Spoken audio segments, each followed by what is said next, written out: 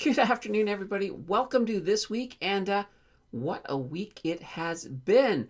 Holy banana bread. We've had a lot of stuff go down this week. Everything from an election to Bitcoin taking off the training wheels. Definitely a very, very fun week, nonetheless.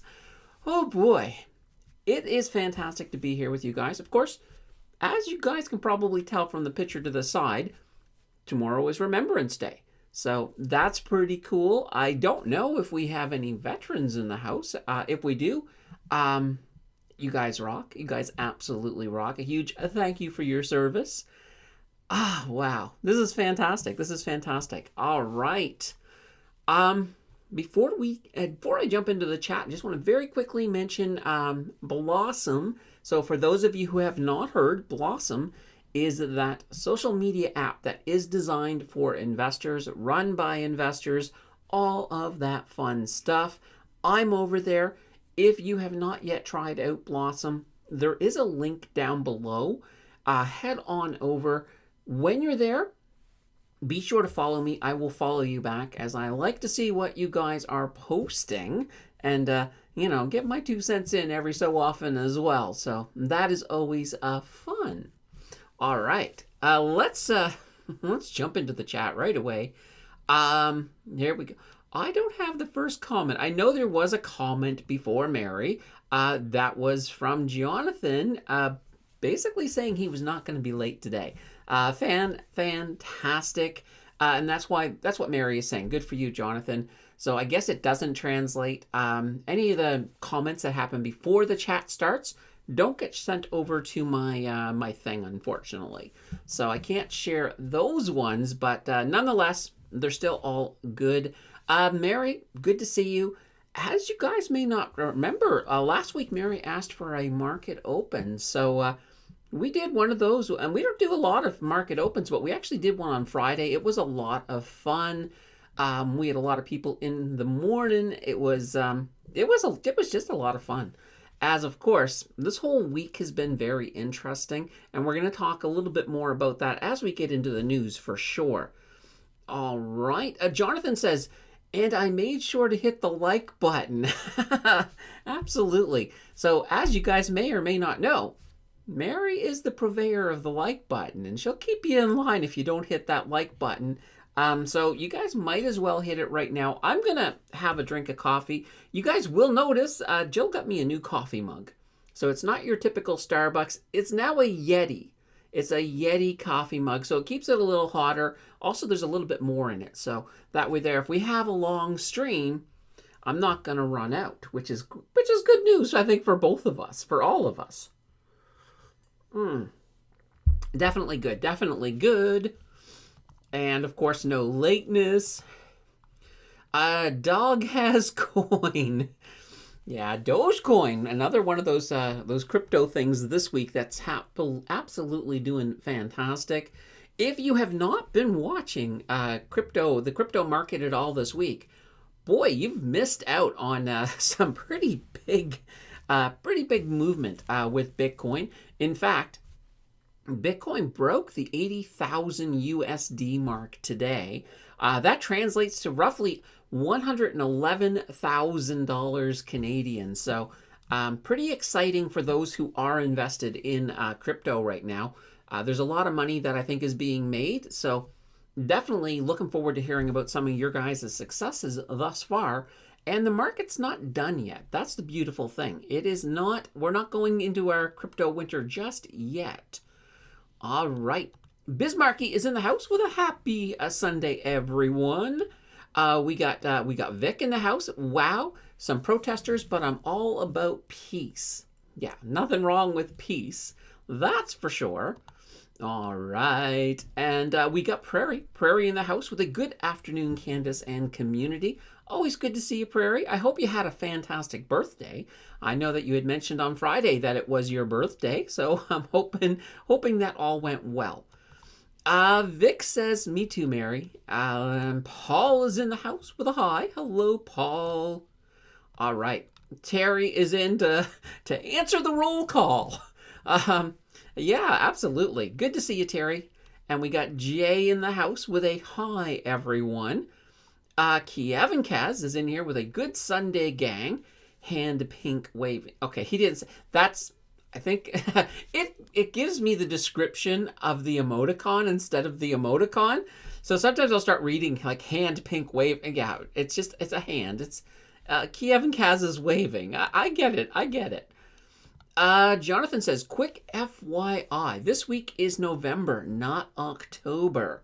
Yeah, absolutely. Did I call it October earlier? I think one of the days, I don't know if it was the market close or the market open last week. I started out calling it October, and Jill was yelling at me from the background, "It's November, you dumbass!" And I was like, "Yep, that's, oh boy." I mean, I love October, so what can I say? What can I say? Jordan's in the house. Hello, Jordan. Happy Sunday, all. Hope you are all well. Kevin Cass says, sold my positions in HOT and YTSL, hoping to buy back in on a dip. Yeah, absolutely. Well, there's nothing wrong with taking profits. And for those of you who have not seen, well, let's actually take a look here. I think I can pull up the main screen this way, nice and easy. All right, where the heck is my? Here we go. My mouse has disappeared on me. Now it's back. All right, I'm just gonna pull this over here. There we go. Bang. All right, we got that all synced correctly. Oh boy. This, by the way, this is Bitcoin. Like, look at Bitcoin. Now we are having a sell-off right now in Bitcoin. I expected a sell-off at 80K, and we're getting it. We're getting it. It came a little bit late. The sell-off came closer to 81K, but this is absolutely normal. It's also very, very healthy. People take their profits, then we can build back up. But that's not what we're here for. We're here for Tesla. So this here is Tesla on ever since, well, basically since the election. So since the election, Tesla has exploded. They broke past that 300 mark, and they're now up at 321. So Tesla has absolutely been doing crazy stuff, very crazy stuff. And we'll have to see. We'll have to see if this continues into next week. I wouldn't be surprised, though. And I was kind of talking about it. And it's actually funny. Somebody in chat the other day, I believe it was Chad. Who said 300 and 400. I have not been thinking about a $400 Tesla for a while. But, you know what? With the hype of the inauguration, and Elon's, Elon's role in the new administration, we could actually see a 400. We actually could see a 400. That's going to be crazy. That is going to be absolutely crazy. Now Larry's thinking even sooner. So Larry says, sold all of my TSLL at 310. I bought puts between 310 and 318, even though it hit 328, thinking a pullback is due. But could be another 2 weeks, maybe even shooting to 400. And that's what I'm thinking.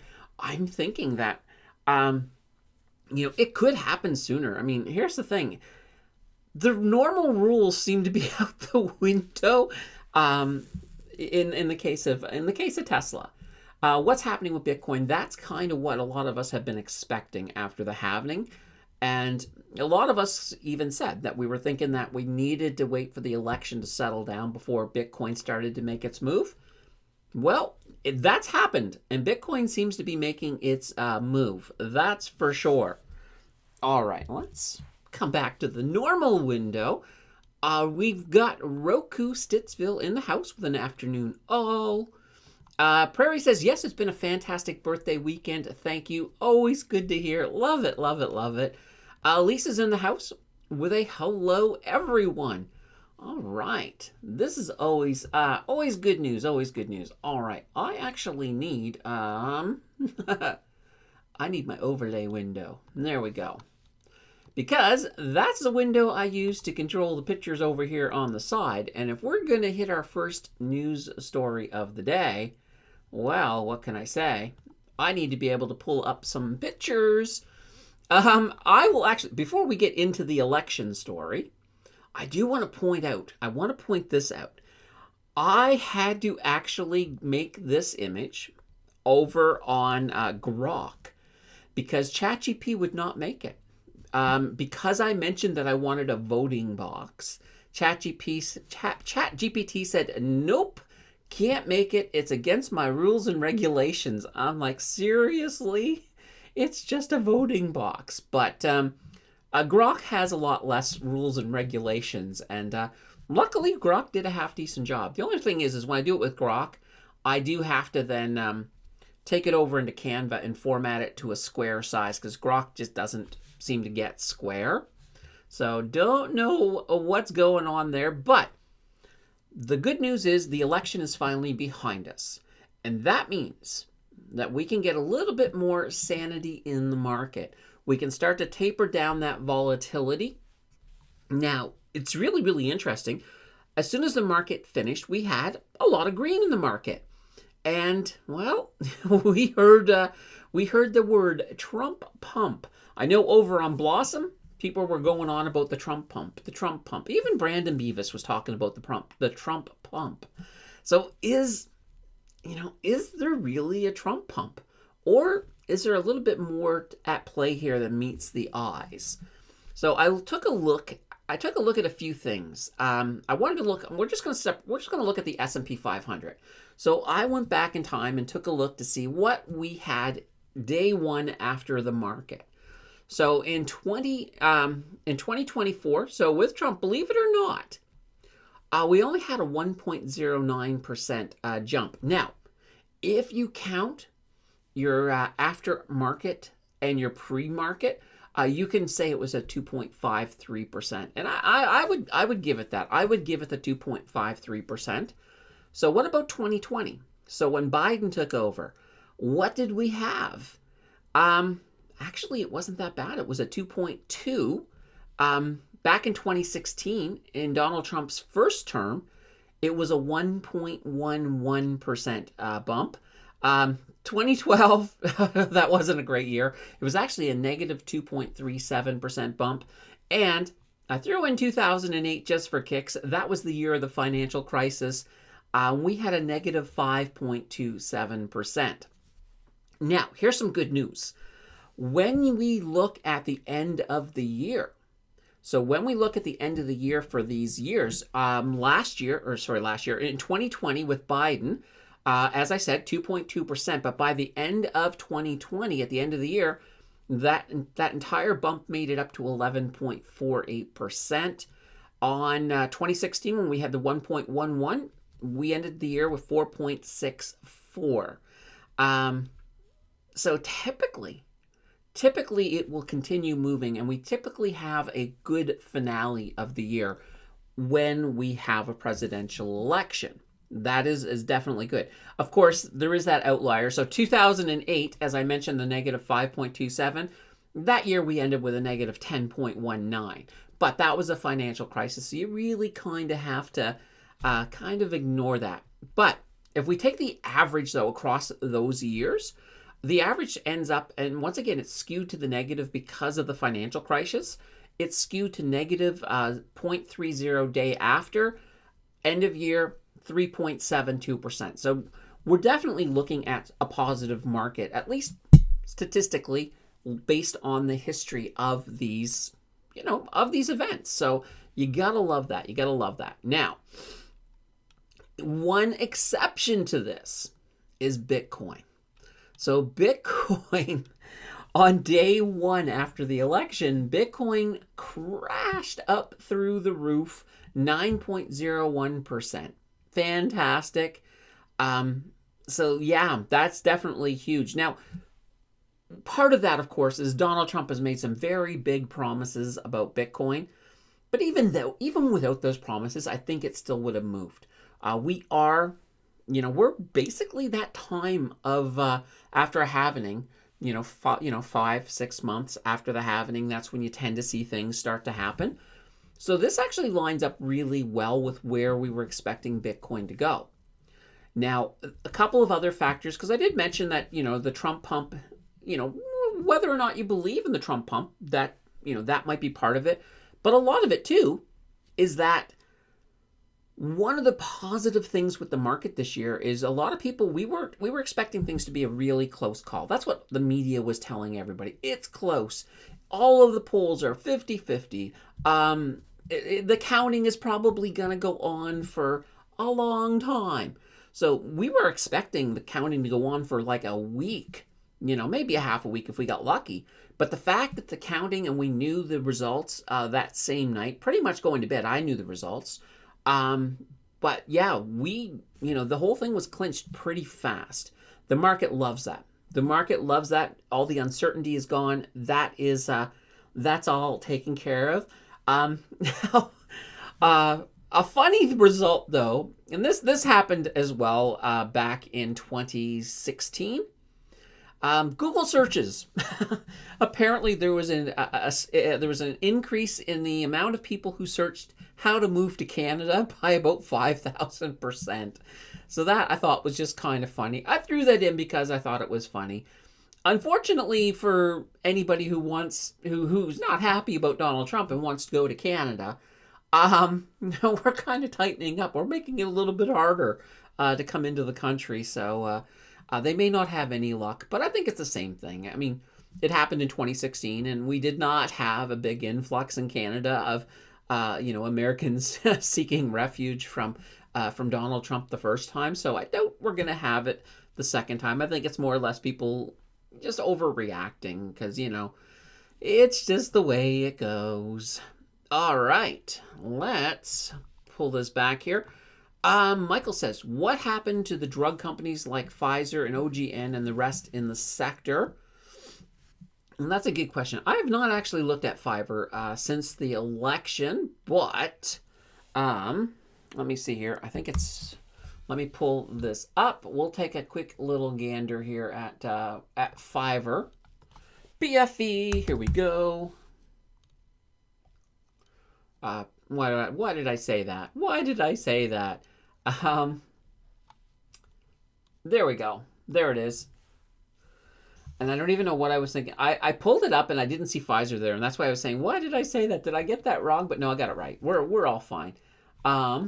Let's just go back here. I'm just going to go to the 1 month here. Yeah, so Pfizer has not responded well to the election, so they're still coming down. They're still coming down. This is really interesting. Like, I'm very bullish. Like, I'm bullish long-term on Pfizer. Pfizer has a lot of really good products out there. I don't think we have a situation where you really have to worry too much. But, yeah, they are certainly coming down. Now, they have come down like this before. I don't think it's unrealistic for them to even come down to 25. I don't think they'll go below that. I think we'll get some movement back to the upside as we move along. So it might just be that you've got a longer buying opportunity for Pfizer. But yeah, I'd like to see them turn around sooner than later. And I know that you're invested pretty much in it, Michael. So hopefully you get some good results there.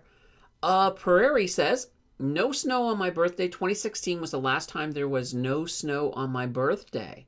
Nice. You gotta like that. Hi is in the building, and Hi is saying, hi, Candace. Well, hi. That sounds weird. Sounds like I'm like stuttering. Hi. But that's fine. I don't recognize you, Hi. I think you're a first-time caller. Well, not really a caller. Typer. First-time typer. First-time chatter.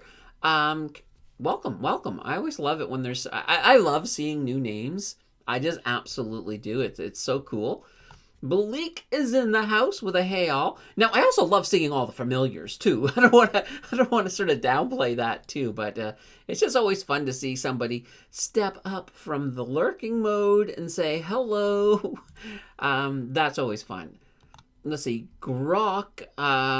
Skiz says Grok is X, right? Good old Elon and free speech even lets you make images with voting boxes. Hey, yes, Grok is it is X. So if I want to make an image that let's say for example I want to make a Trudeau image because let's say I had a story on Trudeau. Grok is pretty much the only one I can do it with. So that's one of the reasons I keep Grok on the side. It's like, yeah, Grok is there in case I want to make something, because sometimes the blanket that something like ChatGPT has, um, they don't realize whether, that you're making an image innocently. They just sort of blanket it right over a lot of stuff like that. So what can I say? All right. Vic saying, Candace, thoughts on FEPY and FEPYU? All right, let's pull up FEPY here. FEPY, here we go. All right, so this is our Fidelity Equity Premium Yield. All right, let's see if I can see any. It's not giving me very much information. Let me just take a look here. FEPY. Let's try this again. FEPY. Here we go. Yeah, it's not giving me very much to go on here. But I like Fidelity. I certainly like Fidelity. So as we can sort of see, I'm just wondering here if I got any data at all. I got a little bit of data, not a lot, but yeah, I have no qualms with FEPY. I mean, I do like Fidelity. I know they are looking at American equities. Definitely something. It's not too bad. It's not too bad. Let me see here. Let's see, another covered call ETF. Is this a covered call? Let me just see. Here's the thing. It's giving me so little information here. Oh, that's why. This is brand new, isn't it? That is definitely why. All right. That might explain why I'm not seeing much here on here. Let's just take a gander here. All right, and is this actually using? So we're looking at let's see, companies in the S&P and the Russell. So multiple caps in here. Let's see, quantitative techniques and construction of its quality. Yeah, I don't know a lot about this one, but I definitely wouldn't be surprised. It's another one to watch, I think. I think we have quite a few out there. I wonder if we can go to. Just give me a second here. Let's just bring up Google. All right, let's see, FEPY. Let's see if I can actually get the page, because they might give us a little bit more. Fidelity Equity Premium Yield ETF. All right, I just want to make sure that I have the right ETF. Let's see. All right, well, let's try. We'll try. We'll go into here and see if we can see if we can get a little bit of information on this. I don't know. Oh yeah, here it is. FEPY. Perfect. This is what we're looking for. We don't have like I said, we don't have a lot of data on this because where it is fairly new. That's a big management fee, 40%, 0.4. But if they're doing covered calls, that would make sense. Let me just see here. Let's go to the ETF facts. All right, just the facts. That's what we want. Well, I don't want fun facts. Let's see. So there's the U is just pegged to the US dollar. Oh, they don't even have a lot in here, do they? Let's see here. Yeah, I think right now, Vic, I kind of have to reserve my overall opinion. I really need to see more on this right now. It is brand new, so I'll just leave it. I'll leave it at that. Skiz says, let's see, there's always a lot of talk about Bitcoin and other cryptos here, but does anyone actually hold some Bitcoin in an offline wallet, or is everyone trading ETFs? That's a very good question. I'm personally trading ETFs, but I used to hold it in my wallet at one point for the longest time, but right now I'm currently playing the ETFs, but I'm doing that as a swing trader, so I'm swing trading them. I'm not really doing much of anything else with it, but it'll be interesting to know. I'm pretty sure, I bet you Chad probably has his in an offline wallet, because I know Chad's pretty keen on Bitcoin, so I wouldn't be surprised. Let's see. Michael says the Trump pump could be over since Tuesday GEO and CXW both up, and CXW also beat Thursday, I think. I don't know. I think we're going to have a positive market for most of what's left of this year. And then we're going to get sort of you can call it a Trump pump too, as people get excited towards the inauguration. So I think he actually signs it. Is it January? For some reason, the 20th sticks out in my head is when he signs. But I know they certified the elections on the 6th, but I think he gets signed in around the 20th. But it could be interesting. I could be wrong on that date, though. Anybody who does know it, please correct me or confirm that that's the date. King of Day says, hello, everyone. I just stopped by to say hello. I won't be able to stick around. See you all next week. Have a lovely one. Oh, well, thank you for dropping in, King of Day. Have a fantastic rest of the day, whatever you're up to. Let's see. Sandra says, Trump will bring back Merry Christmas. Well, there we go. There we go. It's one of those funny things. And I will admit, sometimes, especially at the holidays, it's like, should I say Merry Christmas? Should I say Happy Holidays? I don't know. A lot of times I just say Happy Holidays because then it's no muss, no fuss. But, we'll have to see how that all looks. But keep in mind, Trump technically won't be back for this Christmas. It would be the following Christmas.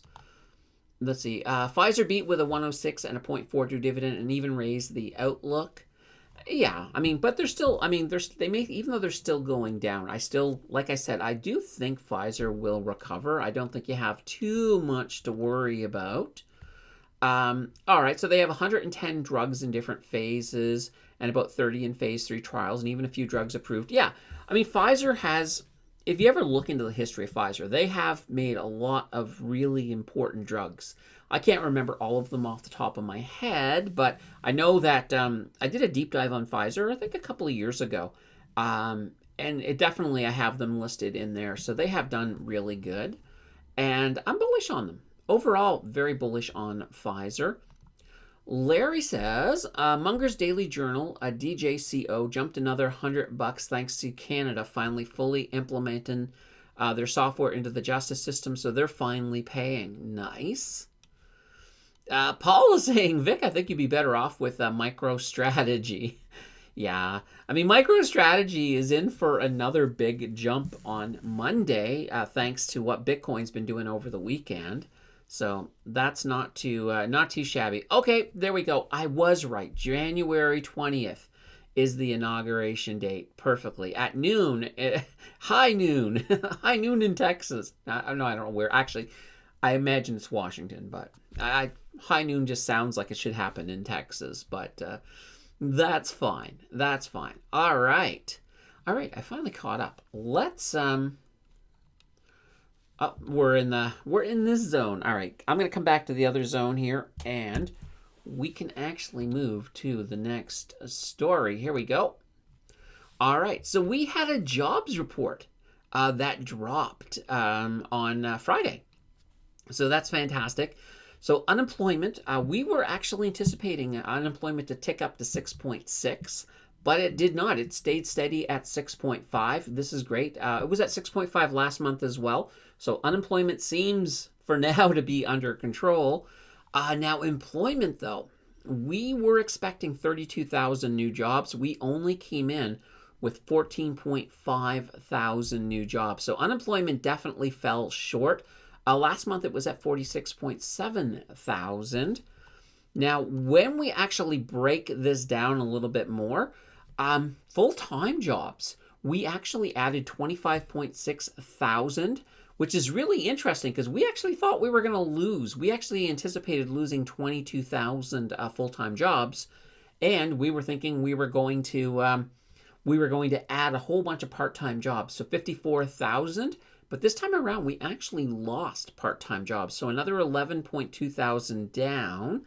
So that's interesting. Now, of course, as we move more towards Christmas, I have a feeling those part-time job numbers are going to start to come up a little bit. So the only big positive, I guess, for workers is that wages increased 4.9%. We only anticipated 4.4%, so that's definitely pretty cool. Now, The largest gains we saw in business, building, and support services, whereas the largest declines came in finance, insurance, real estate, rental, and leasing industries. There was an overall weakness. Basically, this overall weakness that we're starting to feel right now, it is expected to persist until the end of the year. And the reason they say that is that when we have rate cuts, as we've been having, it takes a bit of time for it to fully filter into the labor market. So that's why we're thinking around the end of the year, in early 2025, we should start to see some of this actually improve, especially if we get another 50 basis point cut in December. So we have to sort of look at that. Now, a bit of other data that was also on that report. So 28.8% of Canadians aged 15 or older were living in a household that had difficulty meeting financial needs in October. Now, that's a lot, but it actually was down. In September, that same amount of people, it was at 33.1%. So we have improved a tiny bit. Now, two subcategories of that, though, came in closer to 40% where they're having some struggles. And that is, amazingly enough, it's people who pay rent and immigrants who landed in the last year. So new immigrants are struggling, and people who pay rent are struggling much more than people who have mortgages at this point. So I think that's pretty darn interesting for sure. All right. Let's see, where were we at here? Let's see, Munger's Daily Journal. Let's see, DEI is so nuts. Doug Ford told one medical school they have to accept students on merit and not DEI. I want my doctor to be the best student by merits. Yeah, I mean, I look at it this way. I don't care where a student or where a doctor comes from. I much rather have them be top of the class, or at least if they're proficient. That's my thing. I fully believe in merits as well. All right. Larry says, me and the homies are going to the inauguration. Oh, nice. I've never been to an inauguration, so that sounds like it could be interesting. Well, let's see. Nice. Send some Maple Mega energy for us. There we go. Paul says, work in retail part-time, 20 hours the week that ended on Saturday. Next week, 20 hours, and the next week, 12 hours. So retail is cutting hours, at least retail home improvement. Yeah, it really boils down to until people start spending, you're going to see a little bit of that filtering into retail. And that might be part of why some of the part-time jobs are disappearing, because you have to kind of look at it this way. If you are a retailer, and let's say you have a big crew of part-time employees, and you're just not getting you're not getting the money in, so you're not pulling in the revenue. Well, instead of just cutting everybody's hours, sometimes it makes more sense to maybe cut 3 or 4 jobs, or maybe a handful, or maybe 10, depending on how big your staff is. So that way you're more senior part-timers. You can basically not have to cut their hours that way. So sometimes it does work out that way. And I think this data is kind of suggesting that. So just something to think about. Paul says a coworker that normally gets 32 hours got his hours cut to 20 hours the week that yours is at 12. Oh, yeah, absolutely. Oh, boy. Paul, on the bright side, you're making lots of money with crypto. So you're making up for it. You're definitely making up for it. But still, yeah, it kind of sucks when that happens. So, what can I say? What can I say? All right, we got another news story. We got lots of news stories today. So we actually got some GDP revisions were released this week. So on Thursday, Stats Canada released the following revisions. So we'll start at 2021. So 2021, they actually revised that year up 6%. It was up from 5.3%. So that's not too shabby. 2022 was up 4.2%. Now that was up. It was originally 3.8%. So we picked up a little bit there. Now for 2023, real GDP has been moved up to 1.5%. It was listed at 1.2%. So a little bit of movement up in the last 3 years. So the stronger than expected economic momentum in 2023, basically they're claiming it's showing resilience during the Bank of Canada's aggressive rate hikes. As well, yeah, that was a pretty bad year for that for sure. They actually went from 0.25 all the way up to 5% in about 18 months. So definitely not too fun, not too fun for sure. Now, one thing that they do want to make clear in the report is that the higher GDPs do not imply demand was higher than supply.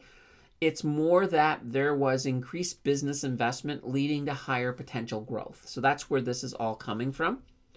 One thing that will not come as a surprise in this report is that it also revised government spending up to 2.2% from 1.6. So the current government seems to find ways to spend money even when it's just a revision. But yeah.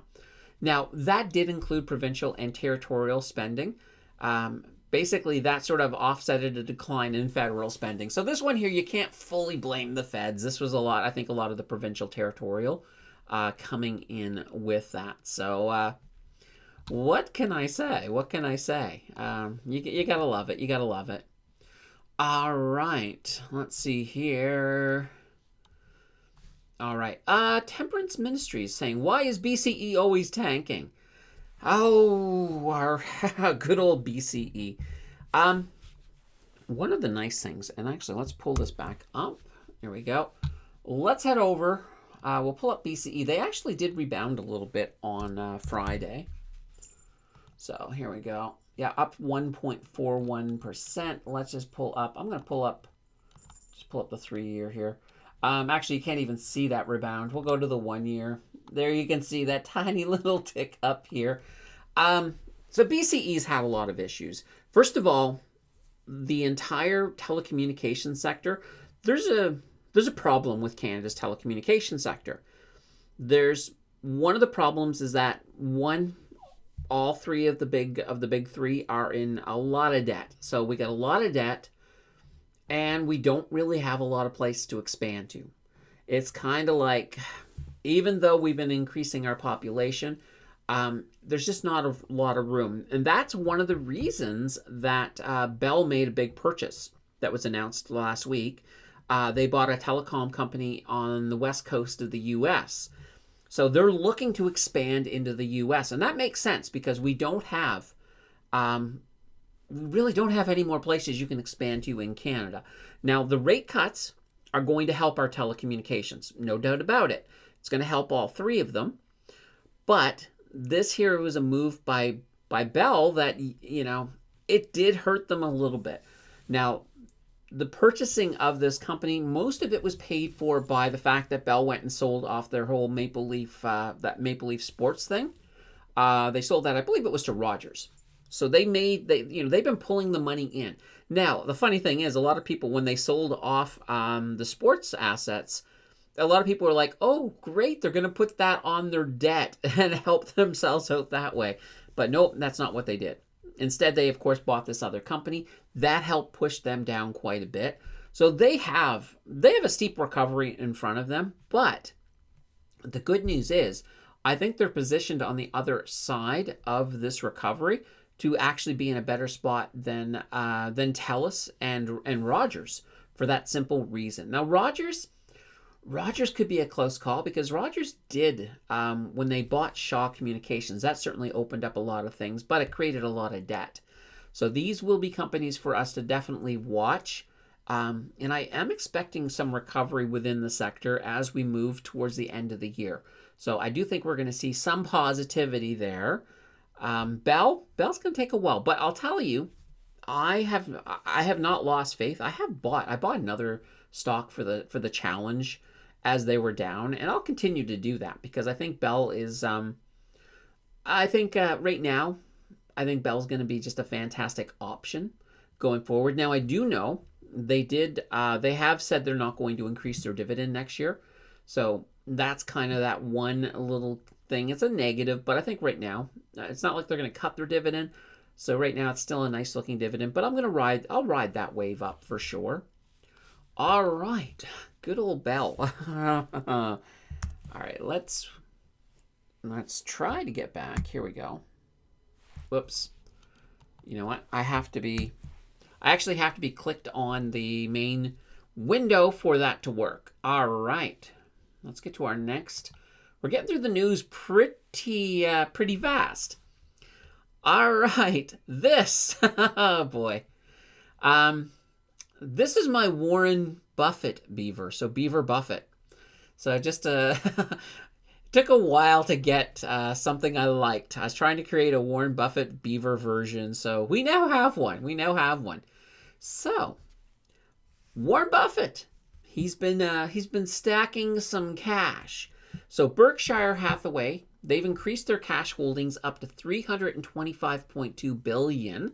And this is actually a new record for them. So they're sitting on a whole bunch of cash.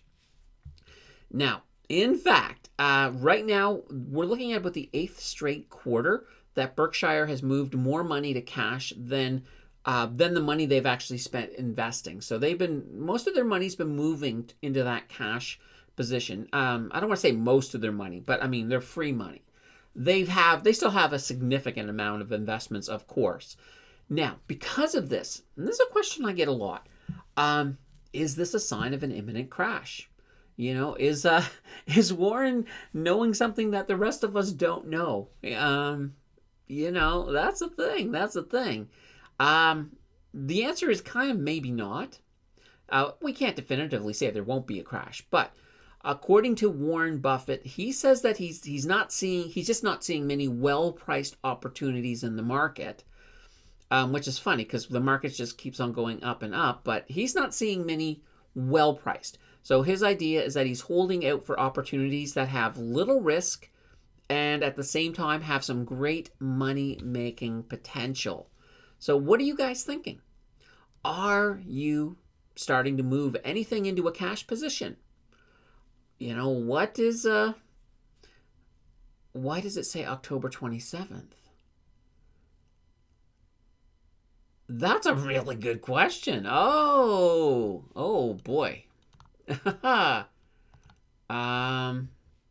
Let's fix that. Okay, wow. All right. Let's change that here to November 10th. All right, there we go. Whew. All right, we got it fixed. That's what that October comment was earlier. I totally missed that. That's hilarious. Thank you, Jill. But yeah, what are you guys thinking about Warren Buffett? What are you guys thinking about the market? Are you guys anticipating a big crash? I've seen a lot of videos out there that explain why there could be a big crash. And I'm not there yet. I'm not subscribing to a big crash, but we will eventually go back into a bear market is coming down the road. If we move into a recession later in the year, well, not this year, I would say in 2025, that could absolutely result in, definitely some dropping. So, I mean, it's one of these things I'll be paying attention to for sure, because obviously if I think there's a crash coming, I'm going to let you guys know. But what are you guys thinking? Are you starting to stock up on some defensive investments? Do you have a plan? That's always a good question to ask as well. All right. Temperance Ministry says dividend trap. Maybe BCE can't keep a 10% dividend. You got to realize, though, that 10% is only because their price is so deflated at the moment. As they do move into recovery, that 10% is going to start, the number's going to come down as they start adding more value to their share. But yeah, you could look at it and say, hey, look, right now, because of this purchase, maybe it's time to cut the dividend. I don't think they're going to, though. They have a pretty good moat. I think they're fine.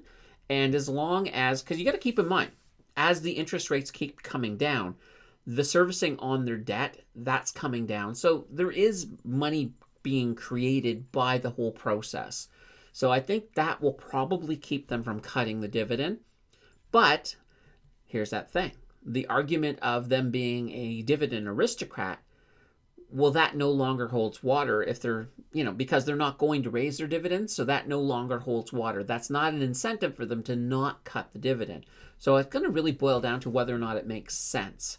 For now, I think it's safe, but will it continue to remain safe? If they get into a situation where they keep going down and they don't respond well to the rate cuts and they don't start to to move back up, then yeah, that would definitely become a possibility. So it is something to keep in mind. And, always remember that dividends are never a guarantee. Any company can cut a dividend at any moment if they want to. But that's why it's always good to be aware of what's happening and paying attention to, things like dividend cuts and finding out if a dividend cut no longer makes a stock worth holding. Especially if you're an income investor and somebody cuts the dividend, that can be a game changer on that stock. So always something to keep in mind for sure. Let's see. The Bitcoin dips was market makers wiping out longs, now going back up to wipe out shorts. Oh, nice. I have, actually, what is Bitcoin doing right now? What is it doing? Let's just take a gander here. Let's see here. All right, we got to move over to Bitcoin. Here it is. Yeah, there we go. Look at that. It's now coming back up. It wouldn't even surprise me before we're done today. It could come back up and hit the all-time high it set earlier in the day. It could. It absolutely could. Definitely something to keep in mind. All right, we already got this one. Jill letting me know that we had October 27th. That's hilarious. Paul says, Berkshire Hathaway now the new balanced fund with all the cash. Yeah, it's going to be interesting to see what Berkshire Hathaway does. Like I said, right now, I'm not concerned about a big crash. I think right now my cash position in the challenge is about 4%, maybe something like that. It's not huge, but I'll always pay attention. Like, you don't have to go to a cash position. There are defensive stocks that you can go into, but and now I have heard that with the crash, some investors have said, like, we could have that, we could have a lost decade. I'm not subscribing to that. I think if we do have another bear market, if we go into a recession, I think stocks will move out of that recession and we will go back into a bull market again. I don't think it's going to wipe out 10 years. Or that it's going to be like, oh, well, it crashed. It's going to be 10 years for you to get back into profit. It really won't. Also, keep in mind, too, that even if we do have a crash or when we go into the next bear market, it doesn't necessarily mean you have to sell everything before we go into the bear market. You really don't.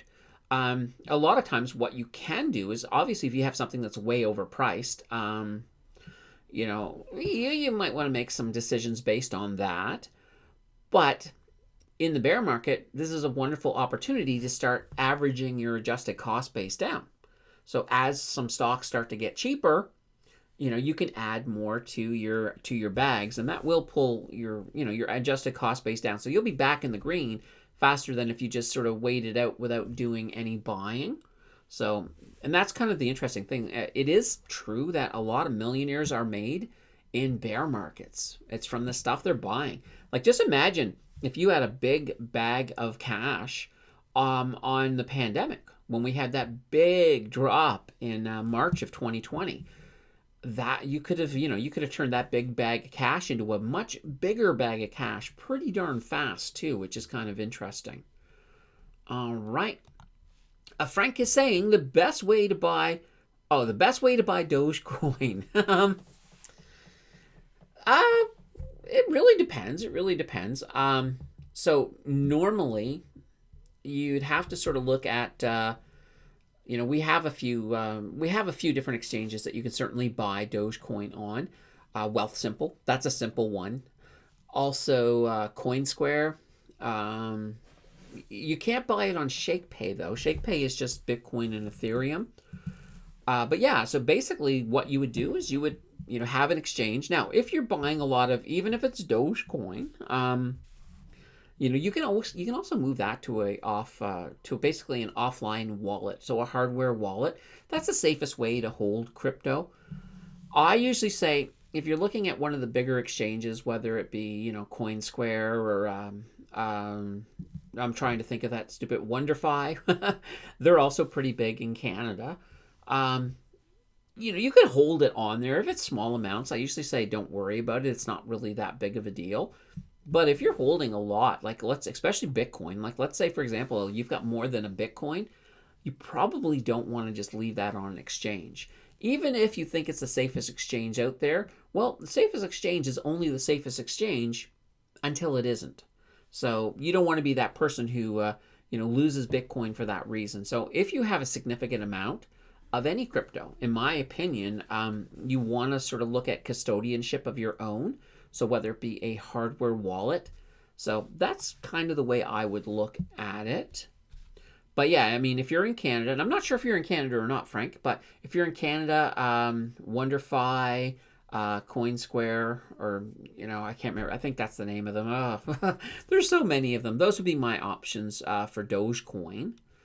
Let's see. Larry says they're getting that free 5% on bonds without any taxes on it. Ah, interesting. And whoops, let's see. Michael says, have you looked at HRTG earnings with beating profits? But I confused taking about a loss on made weather. No, I've not looked at HRTG. Did they just have earnings? Let me take a look here very quickly. Let's see, what is that? HRTG. HRTG. Here we go. So Heritage Insurance Holdings. Let's pull these guys up. There we go. All right, here's the earnings here. Yeah, look at this. They did. Oh, this is actually pretty darn good. Now this here is a. Let's see here, 350. So right now they're not a big company. Yeah, $12.20, but they beat by 350% on their earnings, 0.92 on their revenue. So, and yeah, I mean, look at this. They beat and they did pump a little bit. Not, I mean, it's not a giant amount, but they're moving in the right direction, that's for sure. All right. We got Missy in the house. Whoops. With a hello, everyone. All right. And Mohammed. Always good to see you, Mohammed. Hi, everyone. Can you update us about Canadian and U.S. REITs?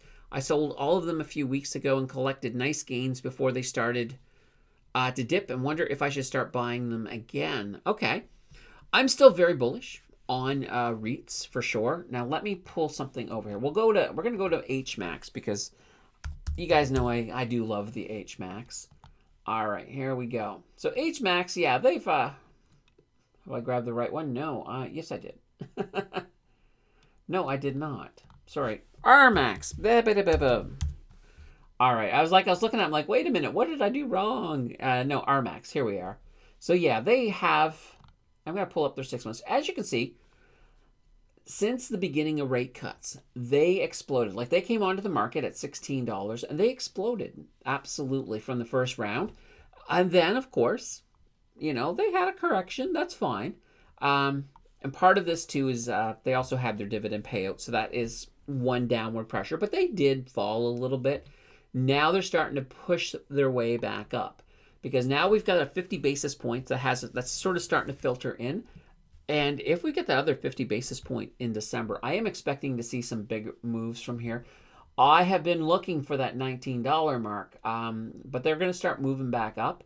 So yeah, if you sold out back up here, I think buying back in at this point is not a bad idea. I mean, do your due diligence, of course, but I'm still liking this one at, completely. And it's kind of a similar story. Like when you look at any of the REITs, so let's just actually look at, we'll look at RioCan. All right, REI, here we go. Let's pull it up. And I just need we'll go to the 6 months. And you can sort of see, same general idea. We're going to find this through all of the REITs. Now, the US REITs, a slightly different story because, well, one, they've only just begun rate cuts. They've got 225 basis points now in the belt. They're probably not going to see, or sorry, they got a 50 and a 25. But yeah, they're not going to see a lot of aggressive rate cuts in the U.S. The U.S. can afford to just take their time, cut 25. They can pause if they want, because the U.S. economy right now is very, very strong. So they have that option in the U.S. That's going to, it may slow things down, but I think U.S. REITs are still going to be strong. And that's one of the things I do like about RMAX. RMAX has both 50% US REITs, 50% Canadian REITs. So I'm very still bullish on these. I have not changed my opinion at all. So I've been adding to REITs while they're down for sure. I think last month, towards the end of the month, I added 10 of REI, of Timber Creek Financial, and of RMAX, and I've added another 10 this month around as well as they're down. So very bullish on them still. All right. Michael said HRTG did report earnings and was thinking can rally back to the highs since last week. They might. I mean, they're not moving fast up, but they are moving in the right direction. Let's see. Buffett seen selling Bank of America, but bought Siri many times. All right. In my investment answers Discord, lots are saying MicroStrategy will open at 300, up from Friday close of 270. We'll be able to check on Robinhood when after hours trading starts at 8 p.m. EST. So yeah. Well, let's take a quick little gander here at MicroStrategy. Here we go, right here. So here we are at 270, and right now there's no data here for even the after hours is gone. But once Monday morning, yeah, I could see that. I mean, it's not that, yeah, I could see that. I think that is a reasonable amount. But they're definitely going to explode. Because, I mean, Bitcoin has absolutely exploded over the weekend. So I think MicroStrategy is going to do really well too.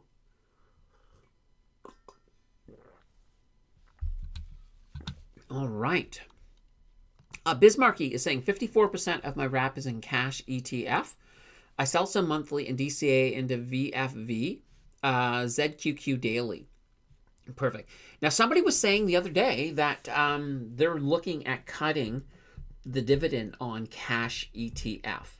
So that might be something to look into. So maybe if they're cutting it and others are not, you might want to move. I'm going to certainly look into that because I've only got 4 shares in cash in the challenge, but the challenge, of course, has a limited amount of cash. So it's not like we can, it's not like it's going to make that big of a difference, to be honest, but nonetheless. All right. Jill says, Elon said the U.S. economy is going to crash. If tariffs are put in place, that's going to hurt the market. Yeah, absolutely. So one of the things that Elon had said is that, this is going to cause the sort of a short-term pain for some long-term gains. But Elon was talking about the tariff, about it crashing. Now, I'm really, really hoping that Donald Trump backs off a little bit on the tariffs, or if he looks at them, maybe make them more situational. But it's hard to say. It's hard to say. He has said there's so many things that he's planning to do day one that his day one agenda is going to be very, very full if he tries to pull everything off. So it'll be hard to say. I hope he sees some sense and not go too crazy, because the thing is that these tariffs, it's going to be the American people who are paying them, because it's just going to push prices up, and that's probably not the best thing for the U.S. right now, especially while the economy is doing so well. You don't want to really kick it, but we'll have to sort of see. I haven't seen the full picture on how this is going to look, and that maybe there's things in that picture I don't yet know. So that might change my opinion as we get closer. But right now, I think the tariffs are just not the best idea. Bismarcky says, I'd be afraid I would lose my wallet or forget the password. Yeah, you know what? That is a legitimate concern. There are people. Well, there's that guy. And you guys have probably all heard about the guy who had a whole bunch of Bitcoin on his computer, forgot about it. His computer ended up in a landfill, and now he's been trying to get permission to dig up his computer to try to get back that Bitcoin. But yeah, that is a real danger. That's a real danger to holding, to holding it in your own hardware wallet, because it's the key itself that you have. It's like a very long string of words, and you lose them, and that can definitely be an issue. Yeah, I would be concerned with that too. So you kind of, if you are going in that situation, this is where you want to, you want to take your keys. You want to make sure that you have that, like, even if it's a matter of writing them down and putting them in a safety deposit box as one option. Because yeah, now here's the beautiful thing is if you have your keys, so let's say you've recorded your keys, you have them in a safety deposit box, and your house burns down and your hardware wallet burns up. Well, your Bitcoin is still there. And if you get a new wallet from the same manufacturer, you can usually still access it by using those keys.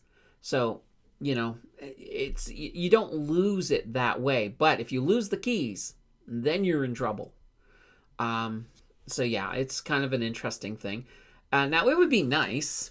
It would be very nice if you could, if you could actually choose your own words for the keys.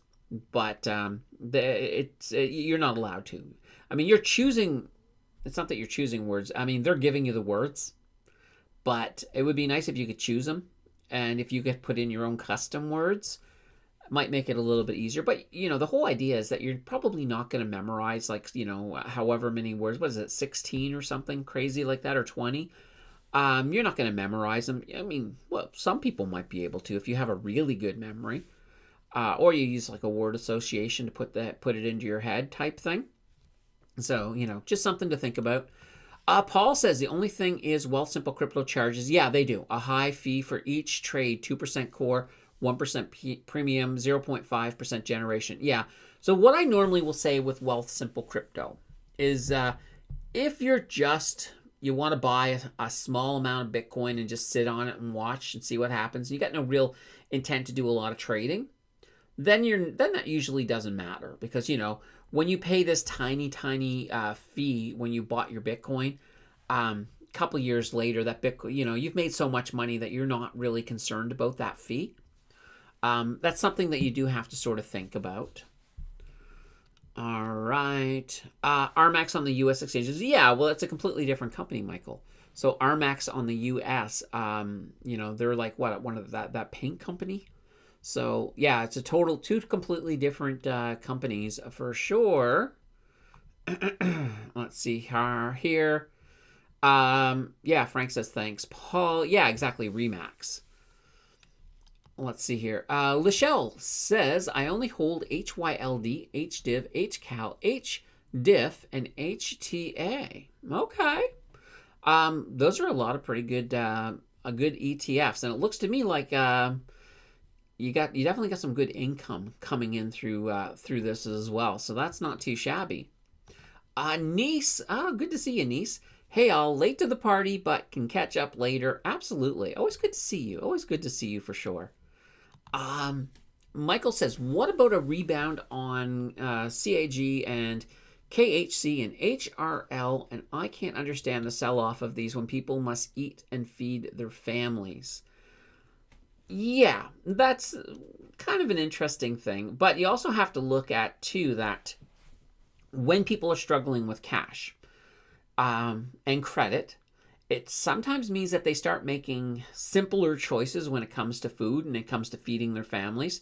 So, a normal family, they might be making options that are hurting them, because they may be, instead of buying the items in the stores that are a higher markup, they start looking at ones that are lower markup. So I'll give you a good example. When you go into a grocery store, and you go and look at products on the aisle, the ones that are eye level are the ones with the highest markup, because those are the ones the store knows that you're looking directly at and you have a higher chance of buying. But if you ever look at this exact same product, but by different companies that are down towards the bottom or really high up, those ones usually have much less of a markup because there's the ones that you're probably not going to buy, especially impulse buy. So that's one of the reasons that it's always wise to not just buy the ones at eye level. Look at the ones below. If they're, if a lot of them are just as good, and you're going to say a lot of times you'll save yourself some money that way as well. So just something to keep in mind.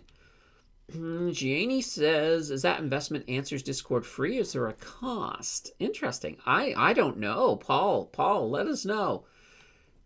All right. Alberto says, yes, Mr. YieldMax paid $4.20 a share this month. And I saw something today on YouTube that YieldMax has a whole bunch of new ETFs that are getting ready to drop. So I'm not sure. Didn't have a chance to really go into any depth on it, but that could be interesting.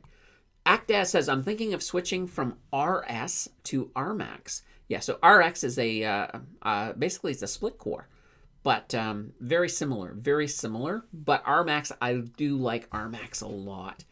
And as I mentioned before, the fact that they have their fingers in both the Canadian and the US market, I think that gives them a bit of extra strength. So I am liking RMAX a lot.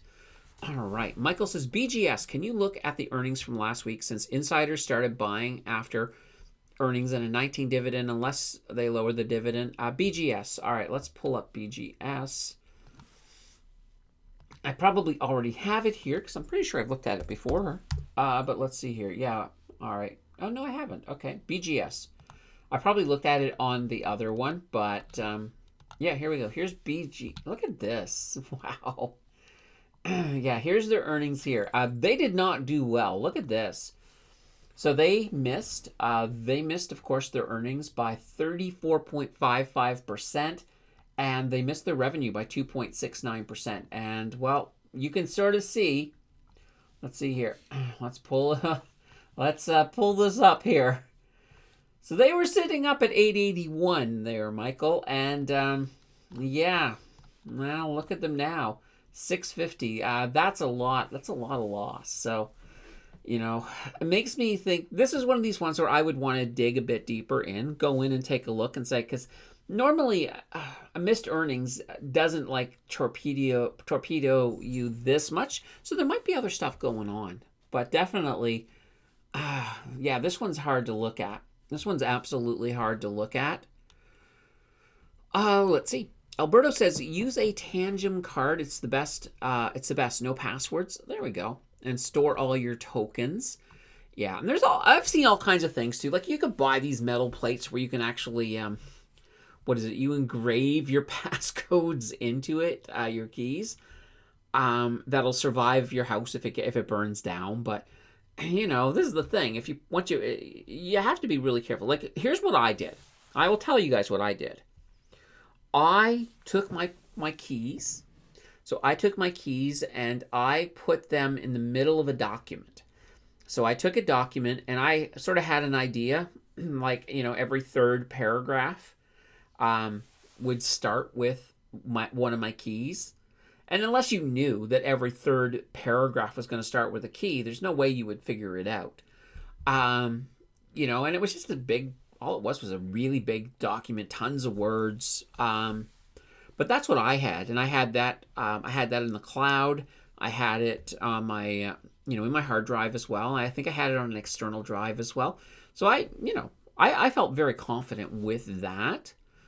Now, let's see. Yeah, and Actaz, it says cash has been lowering every month for the last 3 months or so. Okay, here we go. Yeah, so it might be time to move to another one.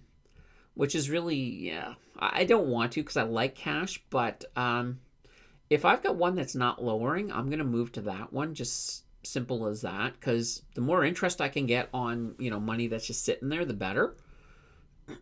Let's see, Michael says, so BGS announced today that its board of directors has declared a regular quarterly cash dividend of 19 cents per share. Okay. Nothing wrong with that.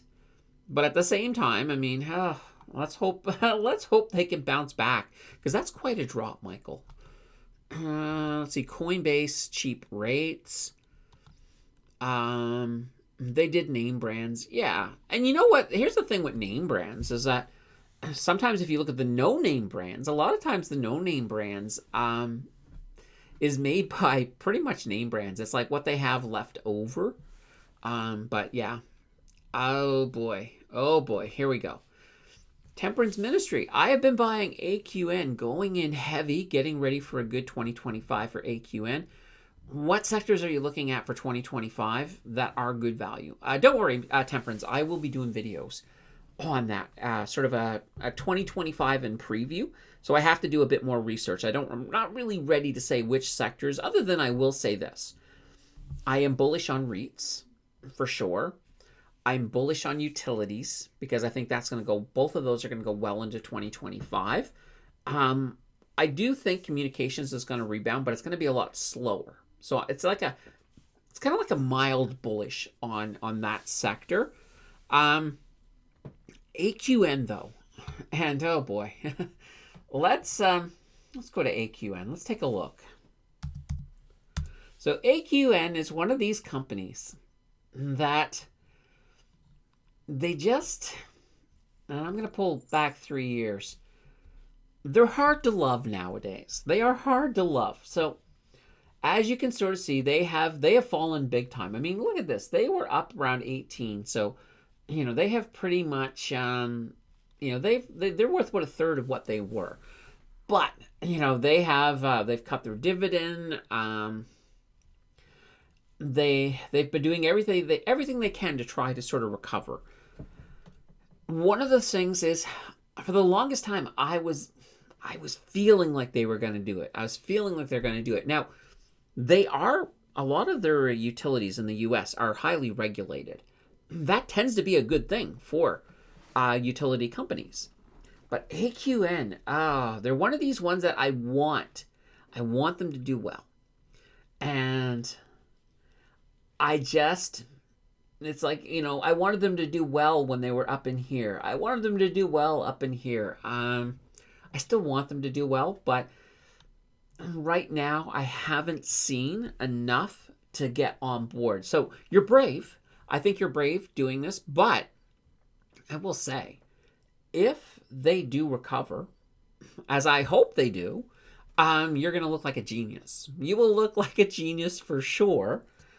Just be a little, like I said, just be careful with these. AQN has, the community can tell you, AQN has they just haven't been doing well for so long.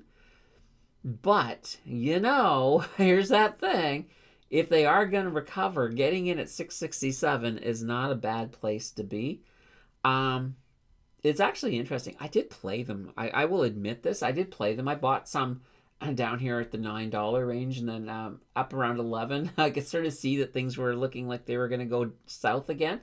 So I sold. But, yeah, this could be very interesting. It might even be worth for giggles throwing a few of these into the challenge just to see what happens. Follow the lead of Temperance and see what happens. Gosh, that kind of could be interesting. And Mary says, going to take a sip of coffee while you hit the like button, people. Oh, Mary, you took the words directly out of my mouth. Let's see if we can we're sitting at 37 likes.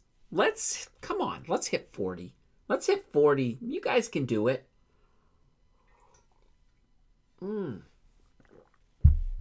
Oh gosh, that is so good. We're still at 37. Seriously? Come on. Guys, 40. Let's do it. Mario says, I sold all my AQN years ago. Okay.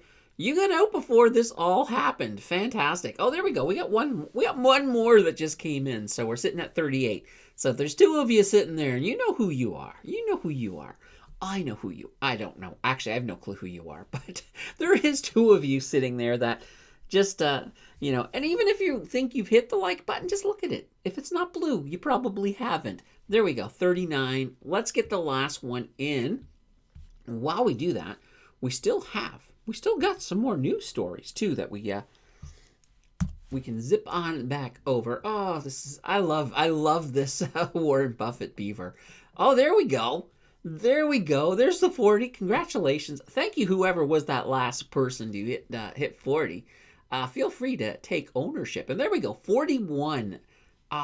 Thank you, Mary. Mary, you round up the troops every time.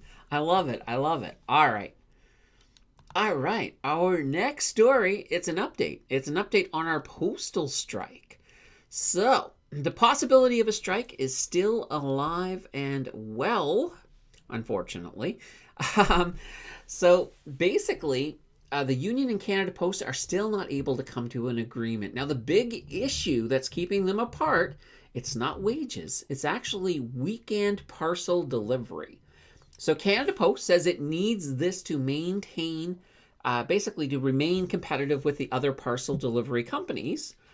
Now the union is not, they're not liking it. They're saying that they're concerned that the regular delivery that weekend delivery could compromise their regular full-time routes. And they feel that Canada Post's plan does not reassure them that it will accomplish this. So that's what they're fighting over. Now, Canada Post says that they are already feeling the financial pinch as people are just not using them right now because why would you be sending stuff with Air Canada, with Canada Post if you feel like there's an imminent strike? So that is hurting them, and this is the time of year when they make a lot of money. Right now, though, neither side has yet to provide a 72-hour notice, so they are still working at it at the table. Hopefully, we can get this all ironed out and not have a postal strike. That would be kind of that would suck. That would suck. But yeah, what can I say? Temperance says, I have already liked the stream. Awesome. Thank you very much. Thank you to all 43 of you who've hit that like button. Vladan says, or no, Vladans? All right, we'll go with the Vladans. There we go. Hi, interest rates go down, but we still have bond market kind of uncertain. Any thoughts? Like HPYT, so 10-year bond, TLT, thanks. Here's the thing. And Nine will tell you this. I don't know if Nine is in today. I haven't seen Nine. But it's not a bad play. Some of these bond ETFs, for example. It's not a bad play at all. Because if things hit the fan. So let's say that everything goes completely kaplooey. And we get that really big, that big crash that everyone's fearing. Those people who are holding bonds are going to be very happy. So I think they're a good defensive. I think they are a very good defensive investment. So I do like them. I don't hold any personally, only because I'm pretty confident that, if we get a crash, I don't think it's big right now. I think we got a little bit of room. I think we have a little bit of room. But it doesn't hurt to take that extra action, and and bonds is just one option. So when we're looking at fixed income, bonds are one option. Obviously, some people might do things like GICs or cash ETFs, or some people might just sit on simple cash sitting in their TFSA. I always say why because wouldn't you rather have it making something for you? But, there's lots of reasons, I think, and lots of different fixed income options. So right now, yeah, I think bonds are, I'm okay with them. I'm okay with them. I think you're doing okay with those. All right. Mario wants to know what you're doing, Mary. Yeah, what are you up to, Mary? What are you doing when you're not talking about the likes? Paul says... A BTC at 80K, 80.8K now, yeah. Well, let's take a gander. Let's take a quick glance over there at the good old Bitcoin. All right. Oh, we're on BGS, but let's head over here to Bitcoin. Look at this. Look at this. Just gonna pull this out a little bit. I did mention earlier that we might break that during the stream. So we got pretty darn close to breaking, like right now. So this here is what?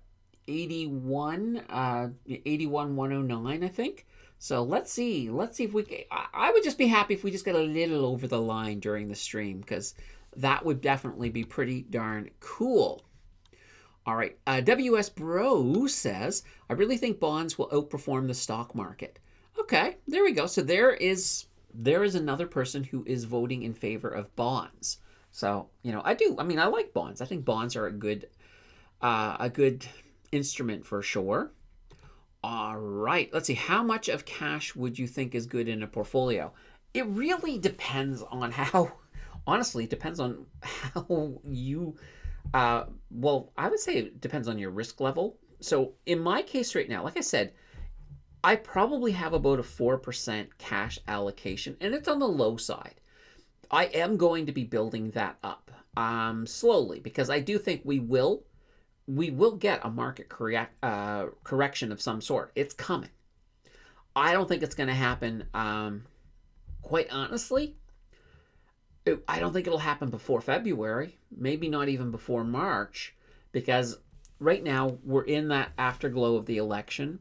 And then I think that there'll be a whole bunch of more hype built up throughout January as we get closer to the inauguration.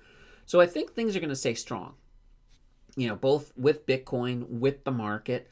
After we get past that, though, and start moving into February, then it's time to really start reevaluating. And I think by February, I would very much like to see my cash position start to increase. I don't know how high I will go, whether I'll go up to 10% or not, but I will also look at more defensive investing as well. Like there's going to be certain stocks that are going to be, like, for example, I'll give you a couple of ideas. So a stock like CNR. CNR, I'm not worried about. Even if we go into a deep recession, not worried about CNR. It's a very good defensive stock because, we're still going to need, we still need a supply chain in a recession. We're not going to sort of stop the trains, stop the minerals. So CNR, CP as well, so CPKS. I think they're both very good defensive stocks. So that's kind of the situation I will look at. And I'm going to reevaluate this as we move forward. And as we get closer to the end of the year, I also have to start thinking about my prediction video. I do a prediction video every year. And also on the New Year's show, on New Year's Eve, we'll actually look at my predictions from last year, and we'll grade them together during the stream. Last year's was a lot of fun, so we did a New Year's Eve stream last year. We'll do it again this year. There's so much. Oh my gosh, there is so much stuff that's going to be going on the channel in December. It's absolutely crazy. So we've got Financial Blogmas happening from the 1st to the 24th. We got all of the regular content. And I really think we're going to hit 5,000 in December. So, that's going to be, we'll need a celebration something. So we actually have to start thinking about what we're going to do for that. So, now's the time probably to hit up the Discord and start, or even the Facebook groups page, and start throwing your ideas. And Jonathan, if you're still here, I'm not skydiving. That's not happening. I just want to be completely clear about, oh my God.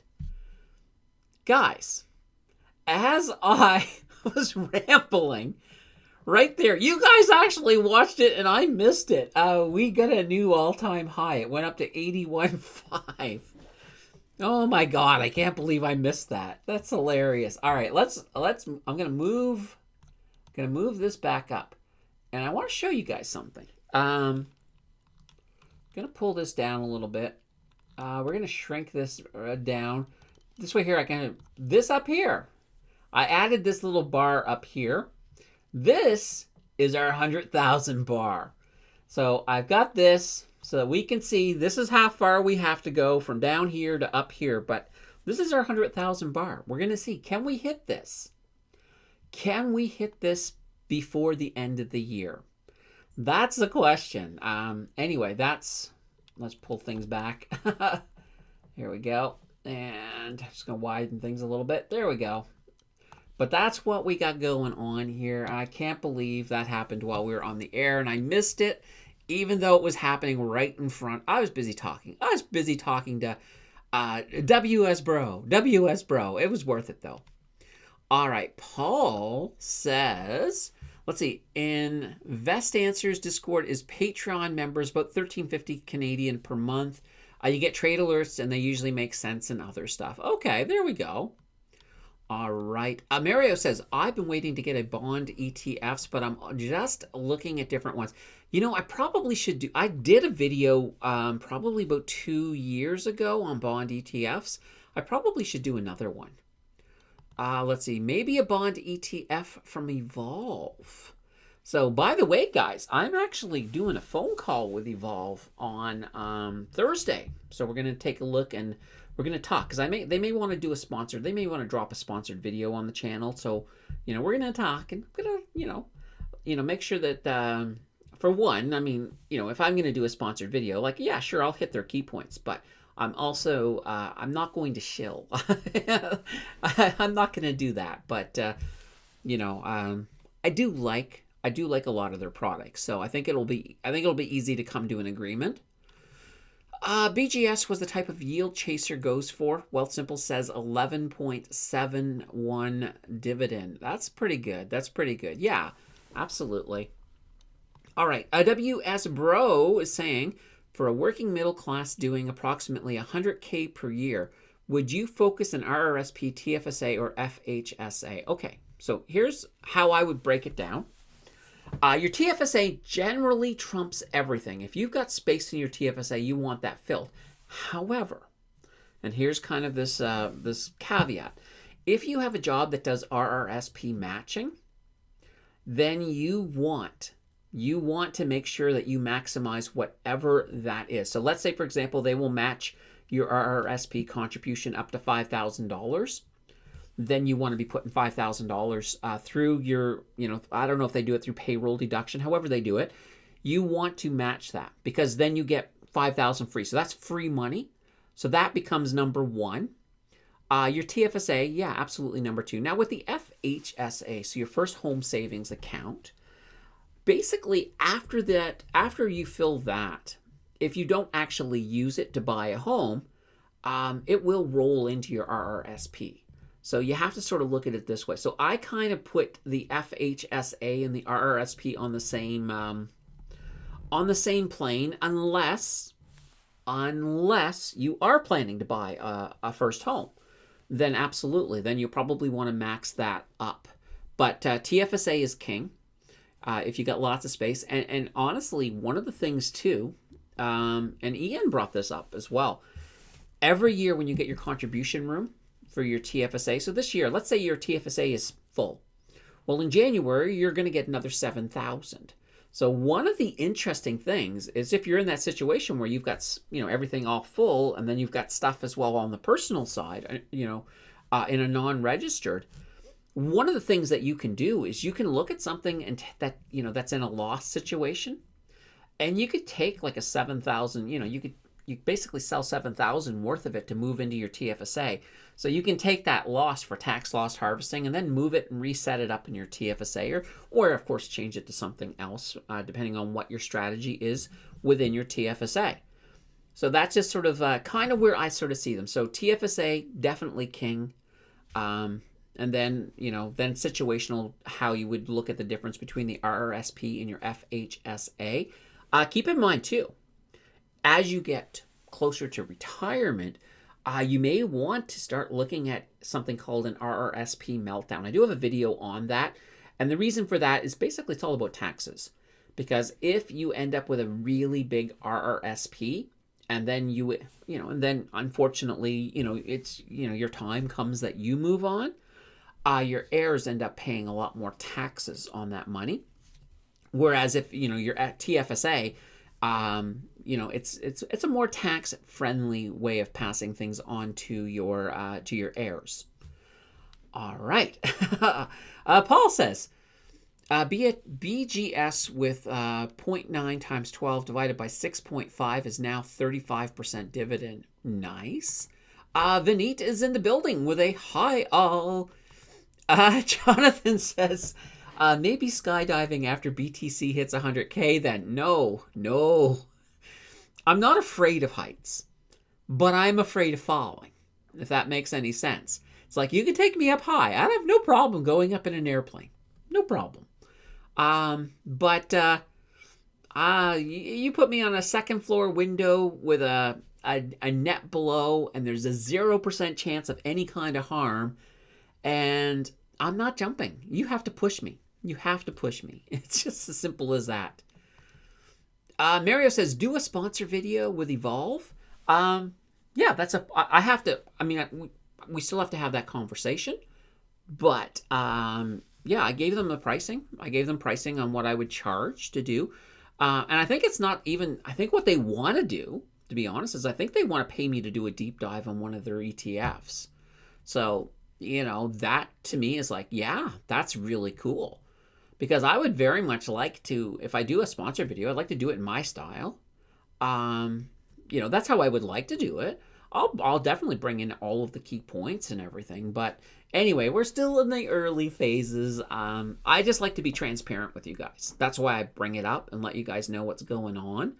Because transparency is very, very important to me.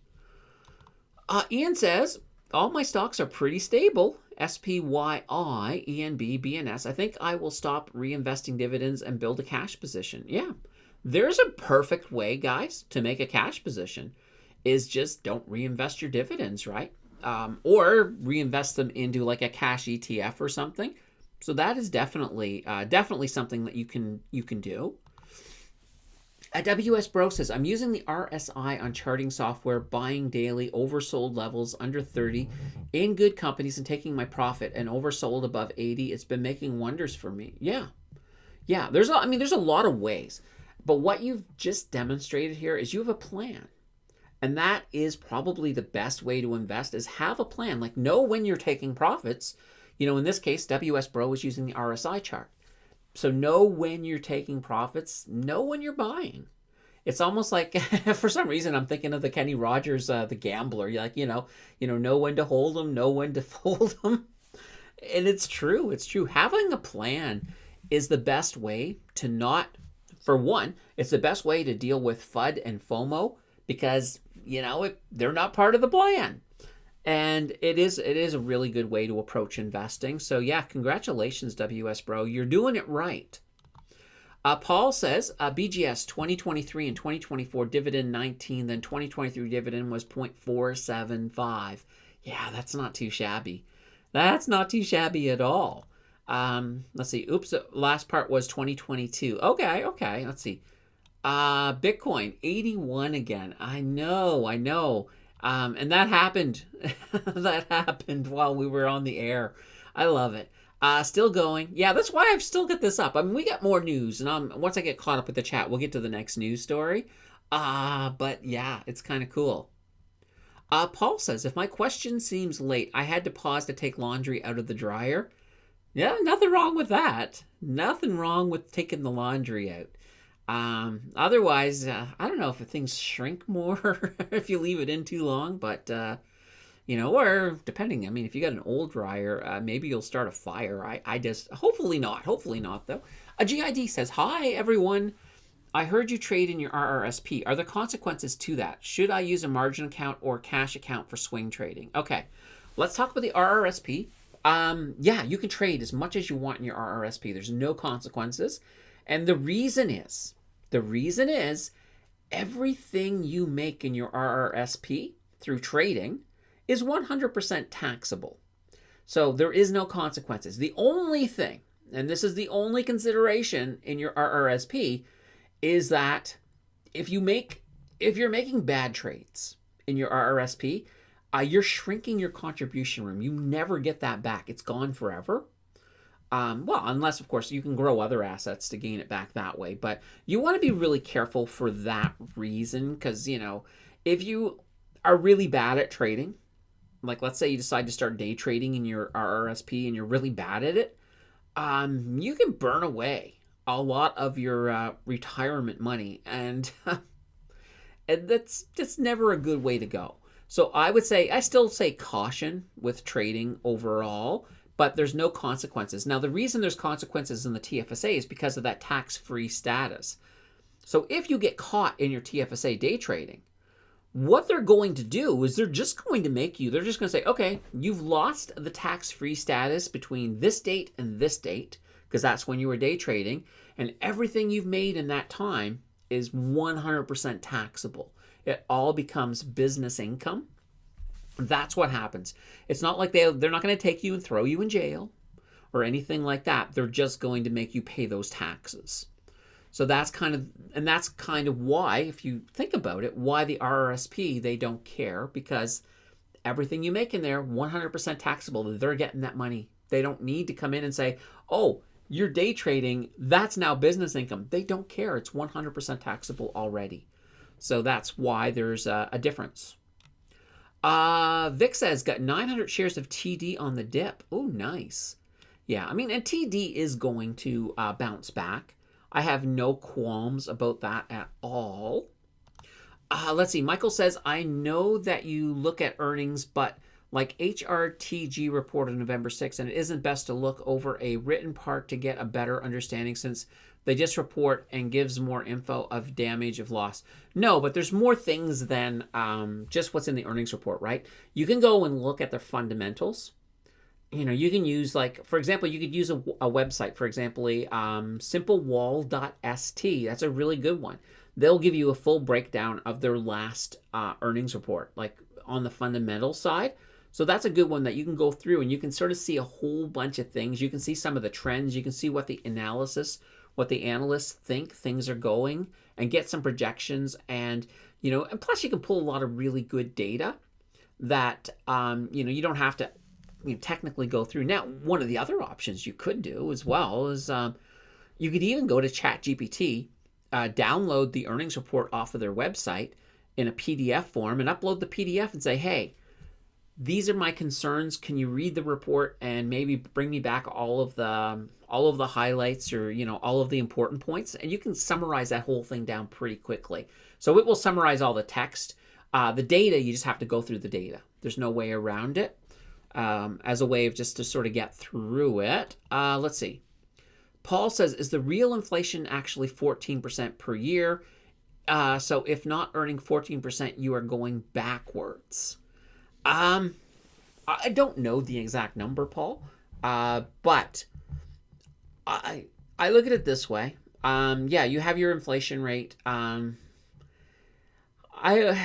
always kind of look at it a couple of ways. One, inflation rate. I also like to look at the cost of living increases overall as well.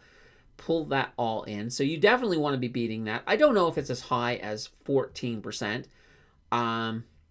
I would have to look into that. I haven't seen the data on that, so it's hard for me to say if that's the right number or not. But yeah, obviously the higher your return, the better you're doing. And I also look at it this way. I want to put it this way. This is kind of that thing. When you're looking at your benchmarks, so let's say, for example, your benchmark's the S&P 500. When we have bad years, your goal in that situation is, let's say the S&P 500 is down next year. Let's say it's down by 10%. We'll just use X as an even number. Well, your goal is to not be down 10%, to be, maybe down 8%. In that case, you're outperforming the market. You're outperforming that benchmark. And that's a good thing. That is definitely a good thing. Also, when you're playing with different things. So when you look at investing as a whole, so right now, if you've been investing, and I know that you've been investing in crypto, you're probably obliterating that 14% that you bring up. And I've seen a few of your trades, and I'm very confident that you've obliterated that 14%. So just something to keep in mind when you're looking at the whole thing. All right. What do you think of UBIL as a place to park cash? I don't think of them at all, but let me think about them right now. UBIL, and you said .U? All right, so Global X 0 to 3 month US T-bill. Oh, very interesting. All right, let's pull it up here and take a look here. I just want to go back here. Yeah, so this here is, it's fixed income. You can see from the pattern here. So it's pretty much the same as a cash ETF. But in this case here, it looks like they're using treasury bills. Oh, that's not bad. That's not bad at all.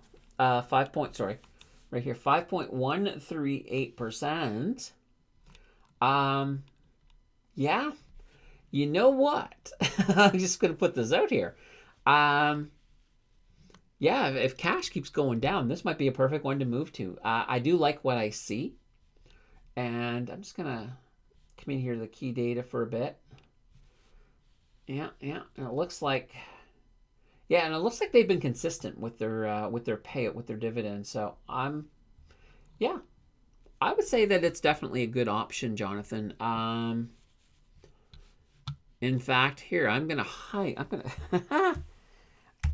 going to highlight your message because I'll take a look at that later. Because as I said, if cash is going to cut their dividend, I could see me moving to something like T-bill. Yeah, so there you go. So what intrigued me enough that I highlighted it and did a screen. I did a screen capture. That's one of the nice things with the Mac is I can capture just a small little piece of my screen. I don't have to do a screenshot of the whole thing. I can choose what I'm going to screenshot. I don't know if Windows has ever finally come to that point. I believe you could with Windows get like a third-party app to do that for you, but yeah. Paul says, I think disruptive technology will outperform everything. Probably. You can tell Evolve. I heard about it on this channel. There we go. Yeah, absolutely. Let's see. HRTG, I am pleased to note that even with 48 million of retained hurricane losses in the quarter, we've achieved this goal, reporting a net income of 8.2 million in the third quarter. Now, you notice here as well, Michael, that you mentioned that there were retained hurricane losses. Those things all come into play, and they sort of help give you a bigger picture. So then you can understand with some of the losses, like, even though they say they've overcame them, they're still losses, right? So that gives you a better picture so that when you look at an earnings report where you've got a lot of stuff falling, it might give you a better idea of what's going on. All right. WS Bro says trading is highly difficult and the money you lose with commissions and loss isn't worth it. Yes. Now that's one of those things, WS Bro. There are commission-free options. So for example, you've got Wealthsimple. Also National Bank also has no commissions. I think Mogu doesn't have commissions, but I'm not a big fan of Mogu. But there are some options to get around that. The other thing, too, is some of the bigger brokerages, like I think iTrade with Scotiabank, they have no commissions if you're trading ETFs. But, yeah, the commissions are that whole thing that makes it very hard to trade because you have to make bigger trades to compensate for those commissions. I hate to say it, even something like Moomoo has smaller commissions on trades, but I like the zero commission. Like I do my trading in National Bank because of the zero commissions for that reason, because I can make smaller trades. I can just chip away, make a whole bunch of small trades and make money without having to, factor in what's going to happen with a commission. So just something to think about. Let's see here. Ian says, best place for a stock to go to zero is in the RRSP, in my opinion. You already wrote off the money, 100% when you contributed. Yeah, absolutely. If a stock goes to zero in your RRSP, you at least got, you got the tax break on it. So that is, I kind of would agree. I hate to see stocks go to zero though. But if a stock had to go to zero, that probably would hurt the least out of most places you could be holding it. All right. Terry says, Titanium Transportation Group celebrates 10 years as a publicly traded company. TTNM made giant strides in North America's logistics and transportation sectors. Headquarters, Ontario, Canada. Go TTNM team. Yeah, absolutely. 10 years. That's awesome. That is awesome. And you know what? Let's take a look. TTNM, right? TTNM. Here we go. Titanium Transportation Group. Yeah, so they're growing. They're only at like 214. Oh, they were up a little bit higher. Let's pull out their 10 years. Here they are. So they peaked all the way back at $4. Let me just pull this up here. So that there was just after. So the pandemic, right? You barely recognize where the pandemic is. The pandemic is right here, that little one.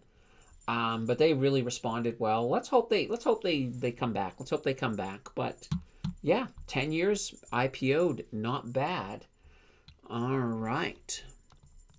What about trading in non-registered accounts? So in a non-registered account, yeah, you're allowed to trade, but if you're trading in a non-registered account, it's no longer about capital gains, right? So if you're day trading or if you're swing trading a lot, they will look at it as business income and of course business losses. So business income, 100% taxable. Business losses they go against. Now you can't.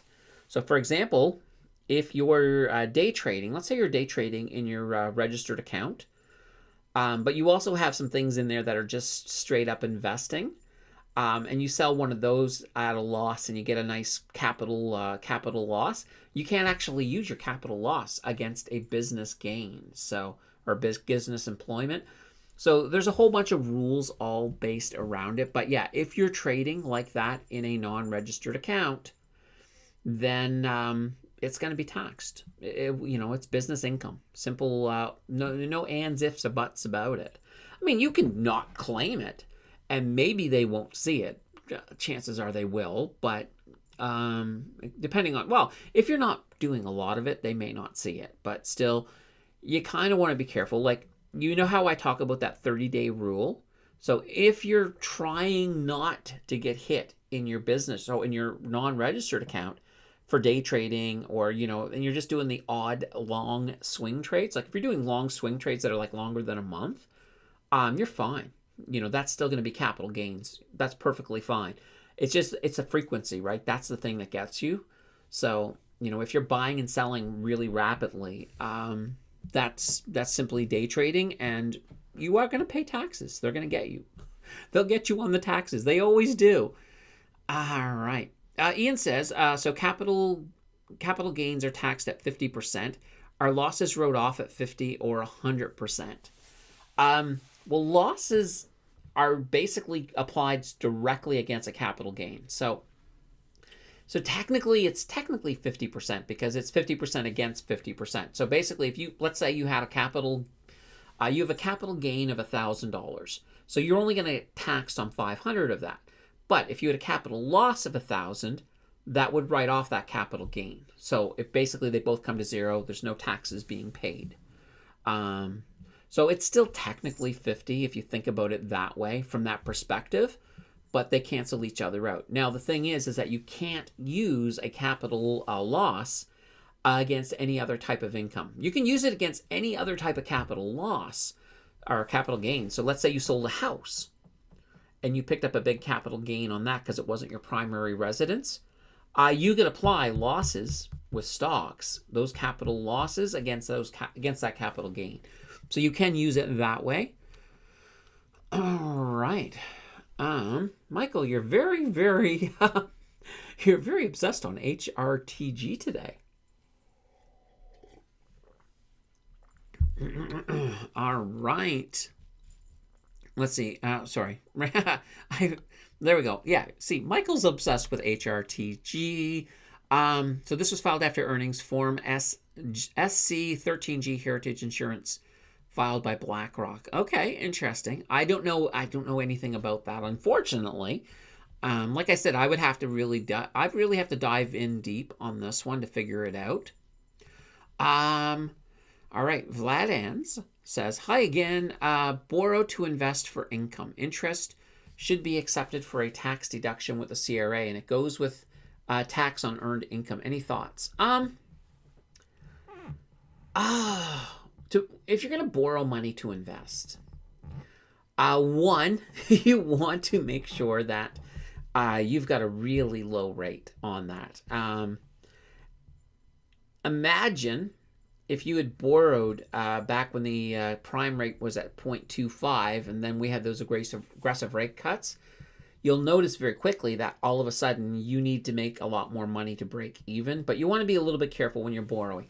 A lot of people, what will they do is if they want to borrow to invest, a lot of times what they'll do is they'll open up like a margin account, because that way there you're looking at very short-term loans. So if you make a trade on margin, and let's say you resolve it in a day or 2 days or a week, you only have that loan for a week because you're paying them back once you've cashed that in, and then the interest is calculated that way.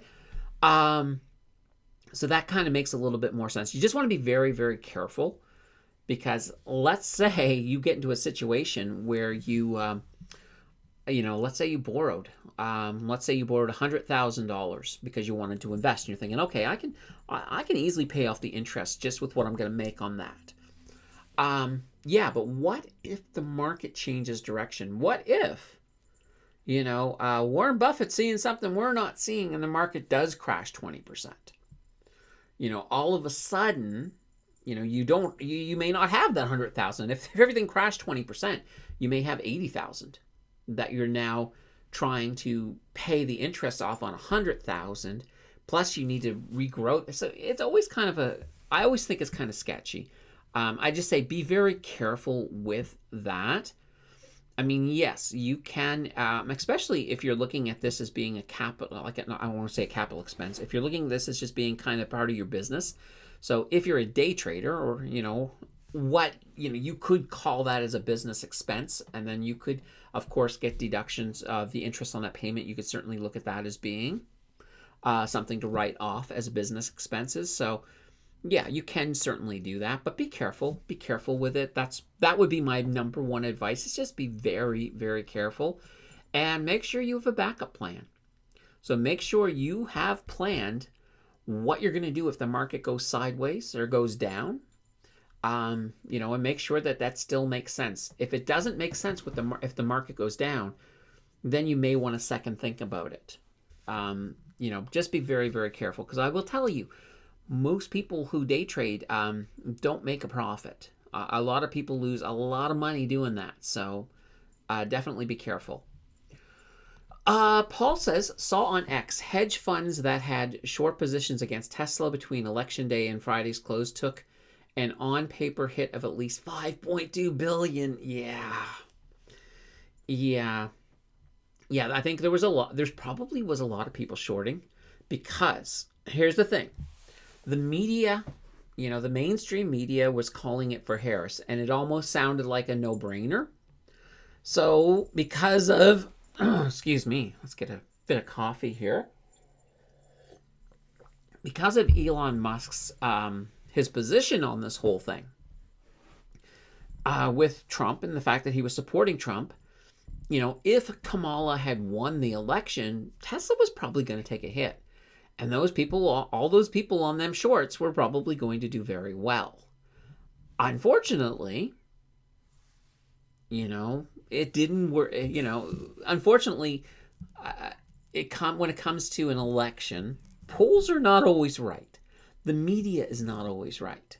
Some people will defy expectations.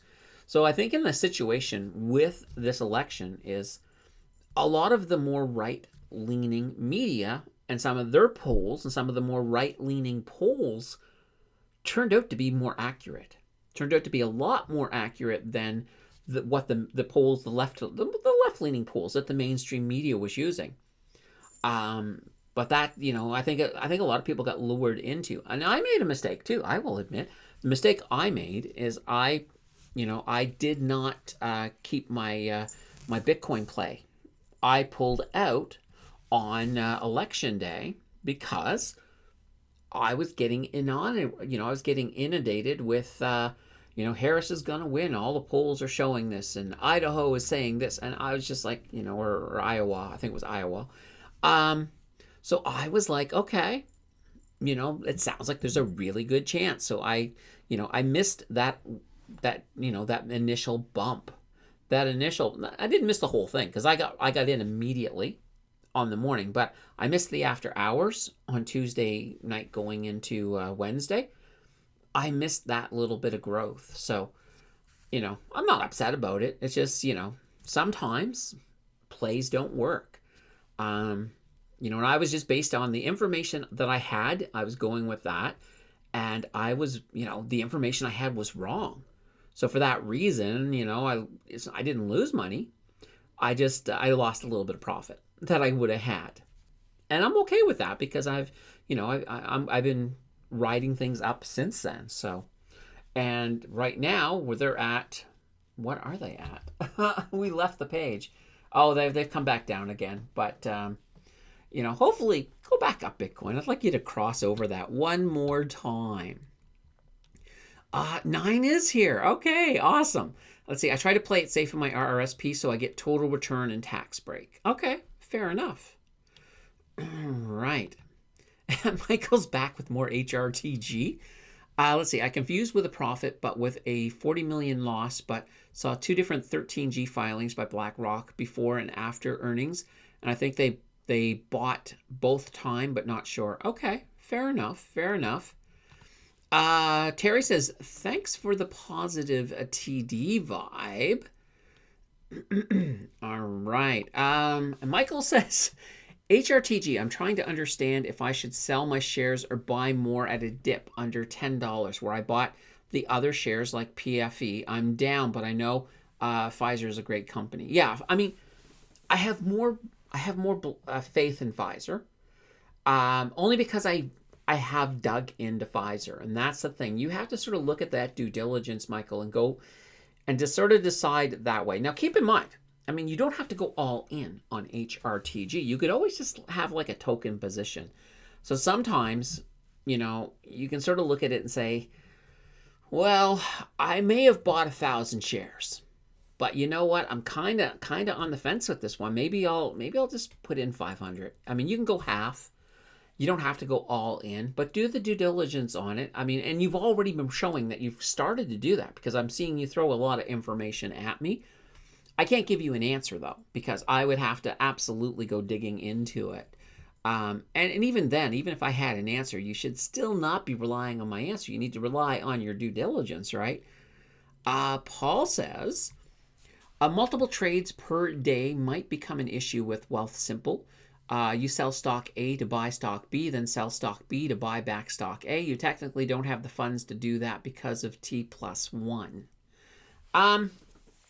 Yeah, that is true. I don't know how Wealthsimple handles it. Like something like National Bank, they're fine with it. Like I can make like 20 trades in a day, and National Bank doesn't bat an eye at it. The only time they will is that if I try to pull money out of the system. So let's say I try to pull money out, then it's like, no, you can't send it to your bank account until things have settled. So that will happen, but usually the next day. Like if I make a bunch of trades today, well, I guess not today, but tomorrow, and let's say I make $500, I can, as long as that $500 is in cash by the end of trading tomorrow, usually the next morning I'm able to transfer it to my bank. Now, mind you, it takes a couple of days to do that. It takes about 3 days to transfer it, but it lets me. Whereas if I tried to transfer the 500 at the end of the day on Monday, it's not going to let me. It's going to be like, no, things need to settle. Do you ever trade futures? No, but I will sometimes let futures guide me. And like when I used to do a lot of trading in oil, so I used to do a lot of trading where I would basically play with oil. I'd either be playing it up or down, so using an inverse ETF. That was when I was day trading. One of the screens I would always have open is oil futures, because a lot of times I could sometimes see some trends ahead of time by watching the futures, and also getting an overall sentiment on, especially when it comes to because a lot of times, for example, the oil I was playing up was usually be through either an oil company or an ETF. Not direct oil per se. I was kind of using a proxy. So yeah, I did use futures for that, but I never traded futures directly, personally. Is Fairfax considered fixed income? No, no. And we're gonna, as you know, Missy, this coming Friday is that deep dive on Fairfax Financial. So we'll break it all down for you. It's gonna be a good one. It's gonna be a good one. I can't wait. All right, Michael says, you were talking about a market crash, and with these types of words has scared me today. And should I be buying these dips or wait for the crash? But they may not have one. So okay, let me be 100% clear, Michael, and not just Michael, everybody. I don't think we're having a crash anytime soon, at least not this year.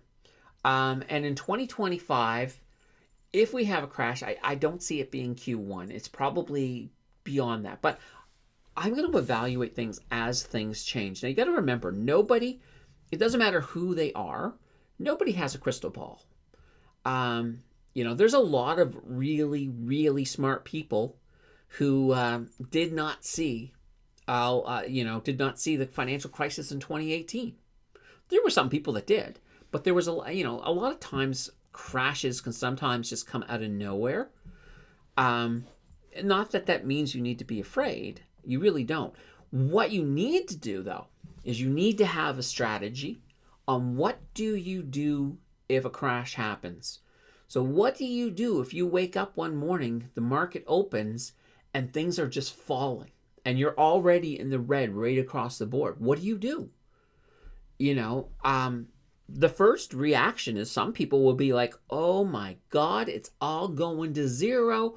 I got to get out. And that's human nature, right? You want to run. So a lot of people will panic sell. And that panic sell, all of the panic selling will push the market down even further. So in a way, when we get that type of action at an open, all of the panic selling helps push it even further. And it's hard. I'll tell you, it's hard because as it continues to fall, you're like, oh, why didn't I sell 20 minutes ago? And that's the thing. Now, here's the good news, is if these are companies that you have done your due diligence on, they have, they're solid companies. You're happy with them. They have really good fundamentals.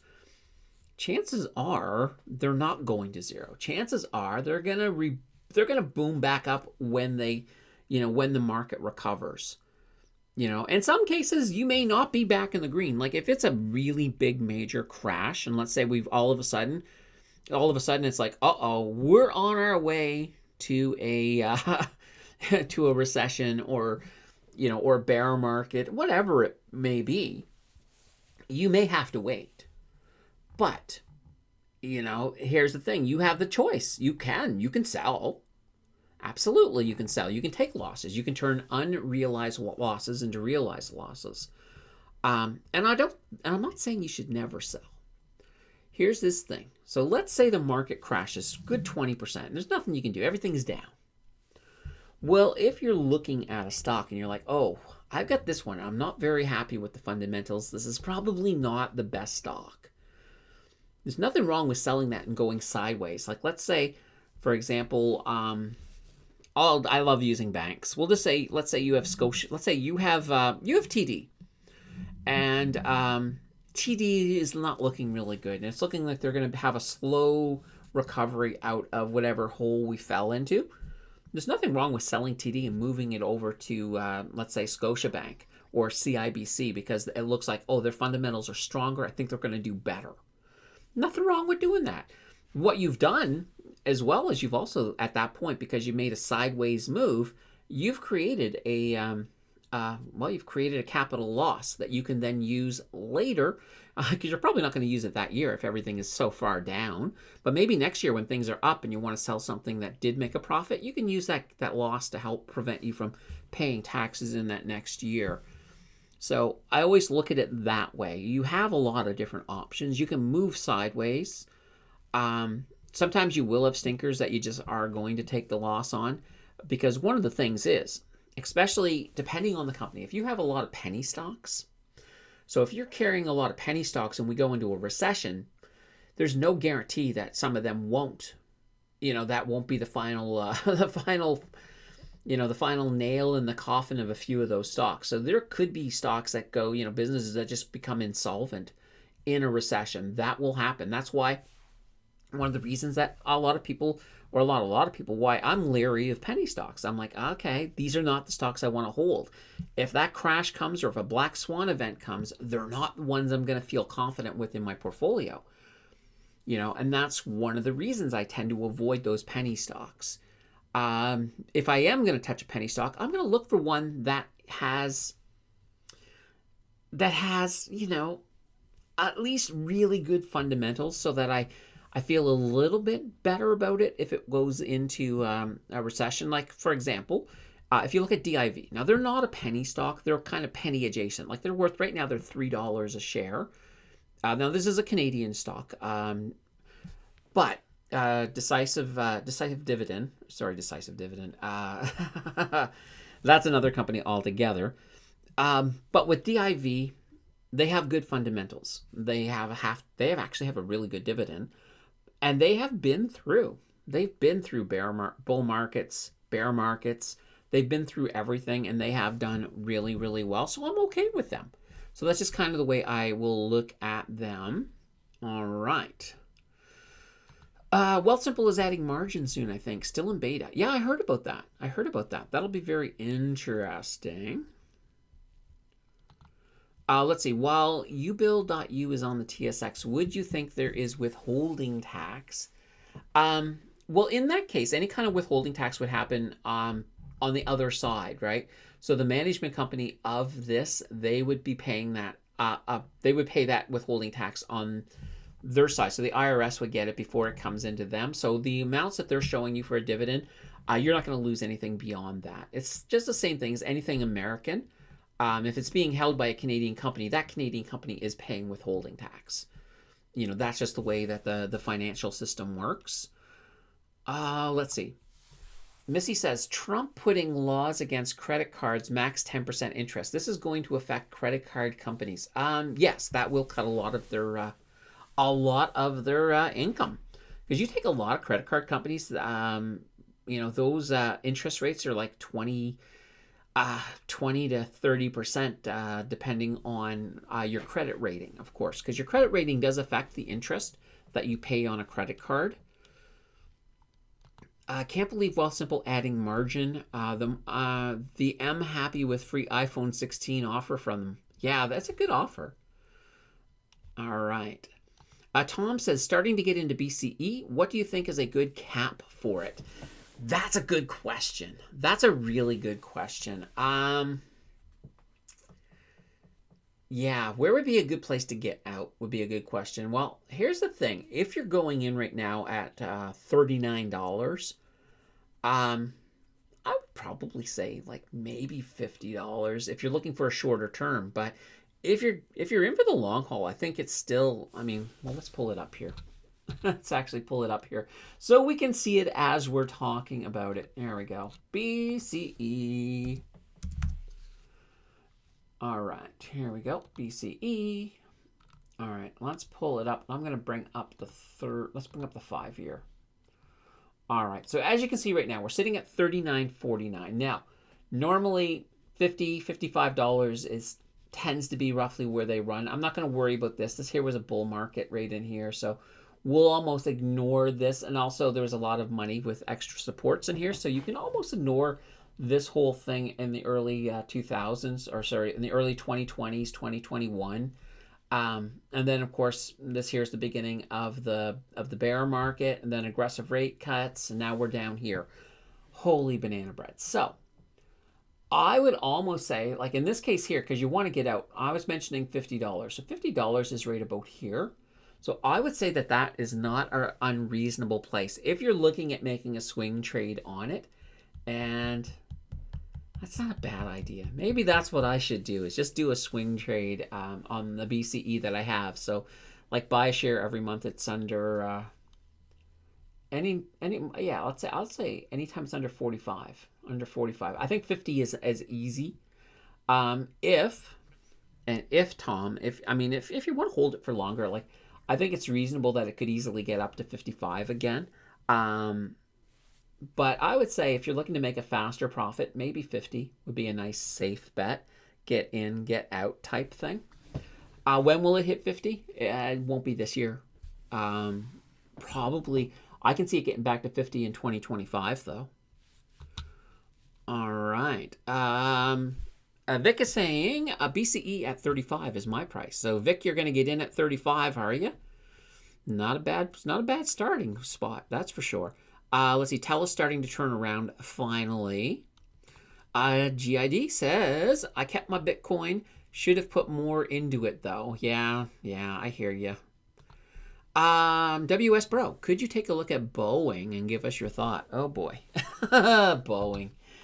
Boeing has had so many problems. So many problems. All right, let's come back here to their... Hello, ad. Let's come back to their 3-year here. All right. So, yeah, Boeing is one of these companies that I think they've had a lot of volatility. And things have not been very good lately. They have an issue right now with just with their reputation. I mean, everything from the whole doors falling off planes things, that's not good. And then they fly, they end up stranding astronauts on the International Space Station because their vessel, their rocket ship was not up to par. That's not a good thing. Now, another thing you have to keep in mind, when it comes to Boeing and their, ferrying people up to the International Space Station, I have a feeling with Elon Musk being in as close as he is with Trump, that SpaceX is going to take a lot more of that business away from them. Well, in this case here, SpaceX is the one who's going to bring those astronauts back. So I think Boeing's going to have... I don't see a fast recovery for Boeing. They kind of need to get over... They need to get the monkeys off their back, per se. They need to sort of... Yeah, they just need to do better. They need to do better. So... yeah, I'm not... I would be... I mean, long-term, they will be fine, but I think it's going to be a slower recovery, so I'm not... Personally, I probably wouldn't jump in on them.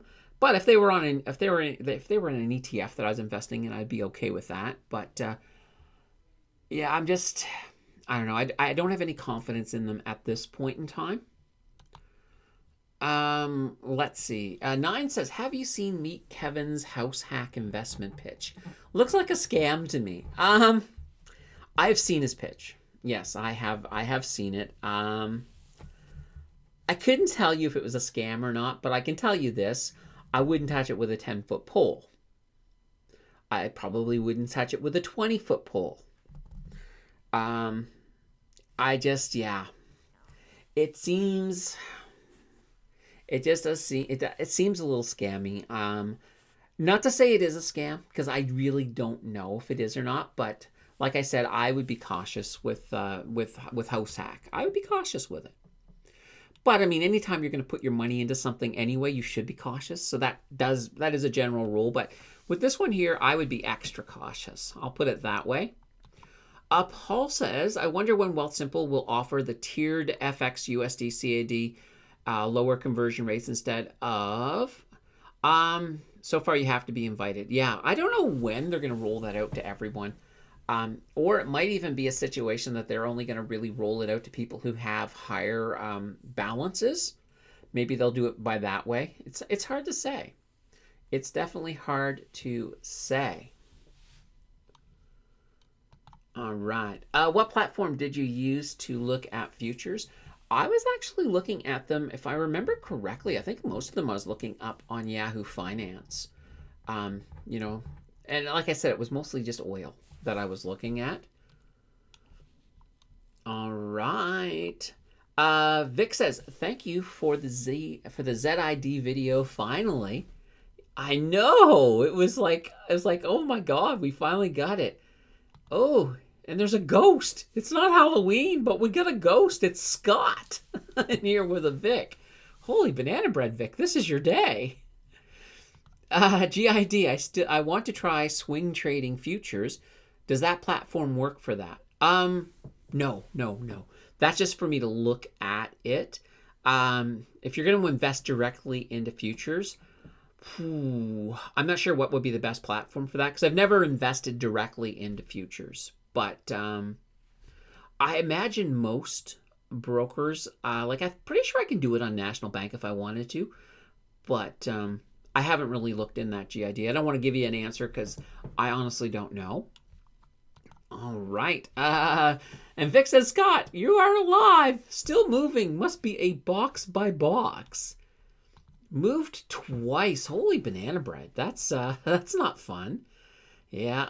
Scott. Now Scott has a channel. He hasn't made a video in a long time, but hopefully he gets back to the nitty gritty soon enough. I can't wait.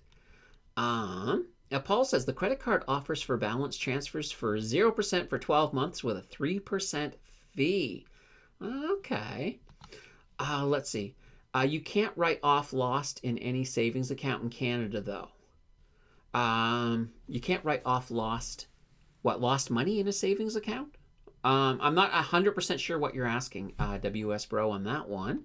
If you want to just reword it, I'll be more than happy to check it out. Vic says, nice to know you are okay. Your fans miss you. Nice community you had there for a bit. Like Trump, make a comeback.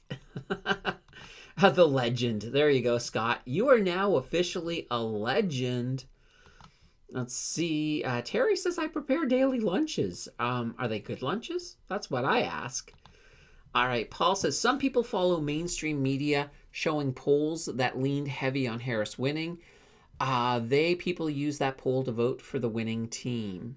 Yeah. That's the thing. You got to take polls with a grain of salt. And I think there just were so many that it was like, I think it was almost like a tidal wave. Like, I think if you weren't, I think it was just a bit of a tidal wave. And it's funny, normally when you look at right and left information, the answer is usually somewhere in the middle.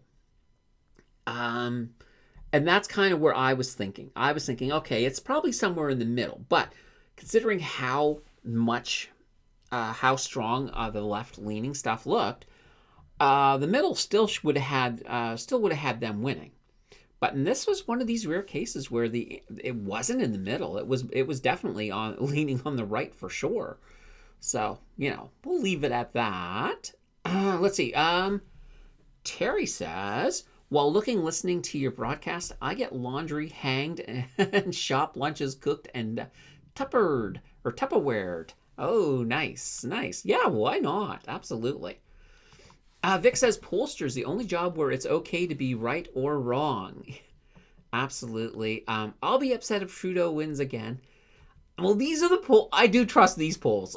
He's not winning. He is definitely not winning. Vic says, they can't be that wrong, can they? Eyes purple crying. You never know.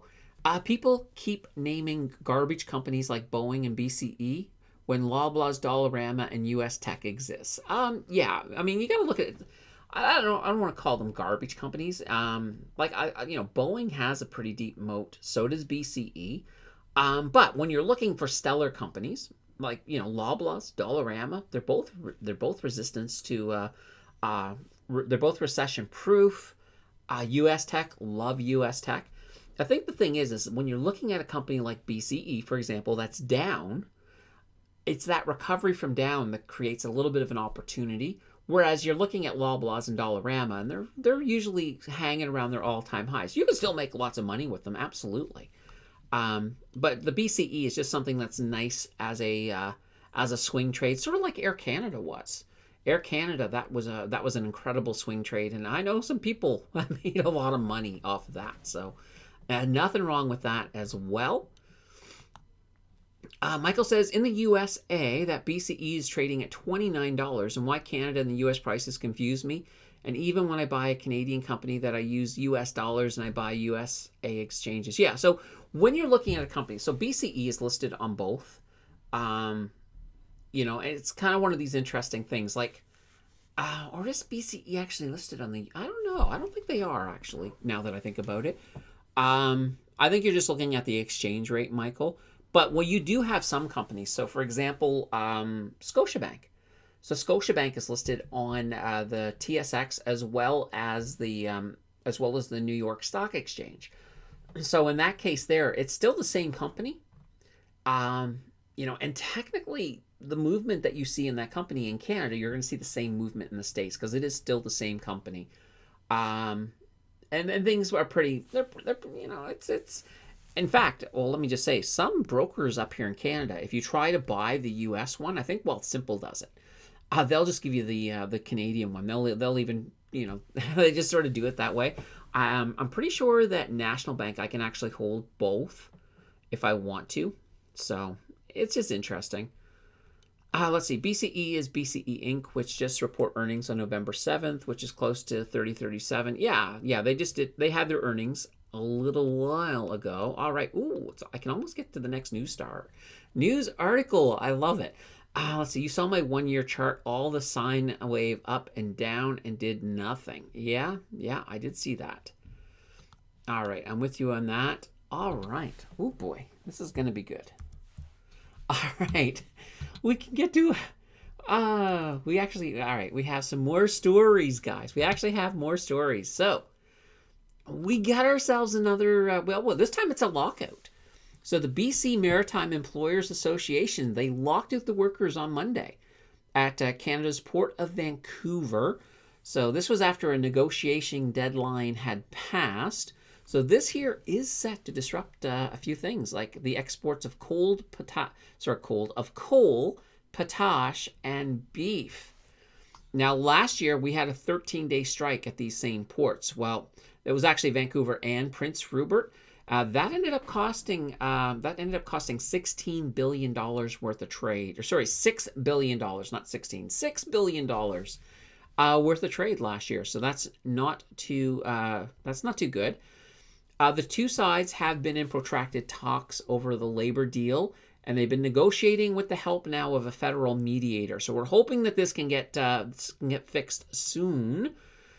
Now, this is also happening at the same time as there is a strike at the Port of Montreal. And that strike in Montreal is affecting about 40% of its container flow and 15% of total port freight. So hopefully we can get that out of the system. All right, I'm gonna power through the news, guys, just to get it done. All right, we had some rent news drop this week. So Rental CA dropped a new report on Thursday.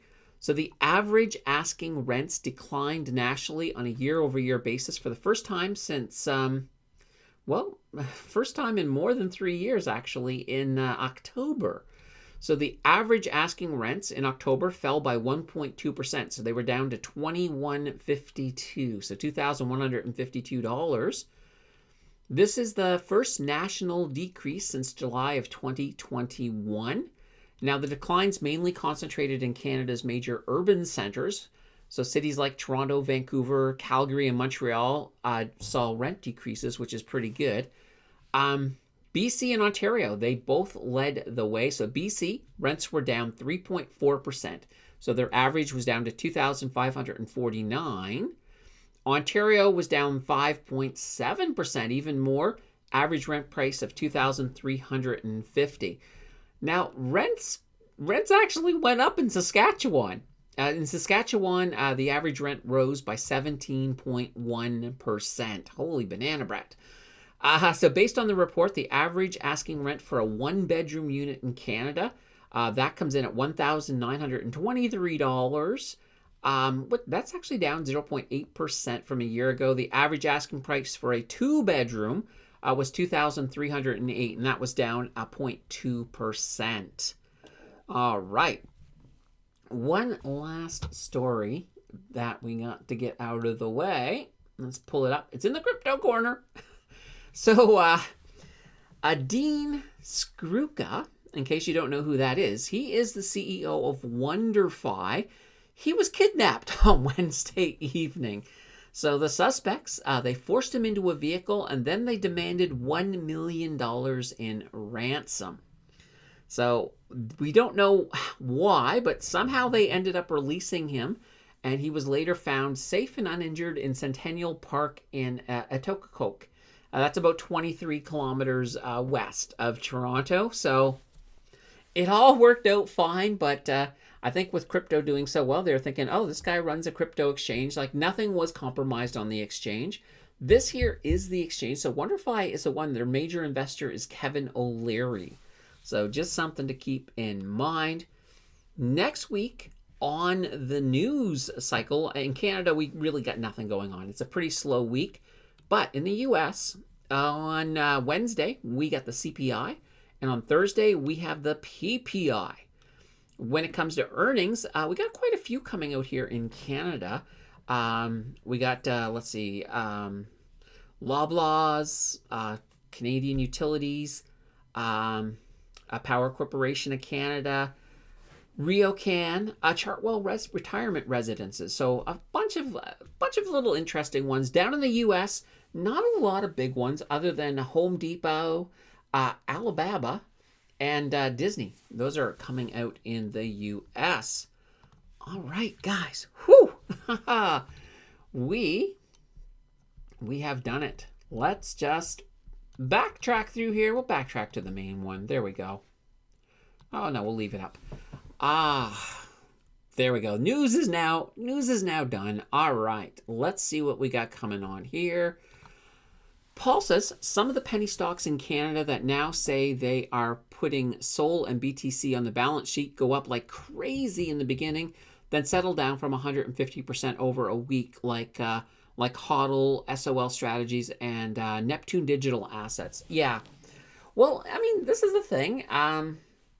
Yeah, I mean, Solana's doing good. And I'm pretty bullish on Solana for the long term.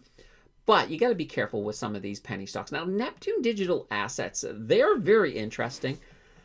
They have like next to no debt, and they've had so much potential, but it's just never manifested. So, you know, it's one of those ones that I want to love them, but I just can't. I just can't. It's once again, it's the whole penny thing. It's still the penny thing. Andrew says, did you see how PRL is doing lately? Not since the last time we looked, but let's take a gander here. Let's take a look again. There we go. All right, so PRL, Propel Holdings. There we go. Propel Holdings. And yeah, they've been doing, I mean, let's go to the last year. Like, look at this. This is fantastic.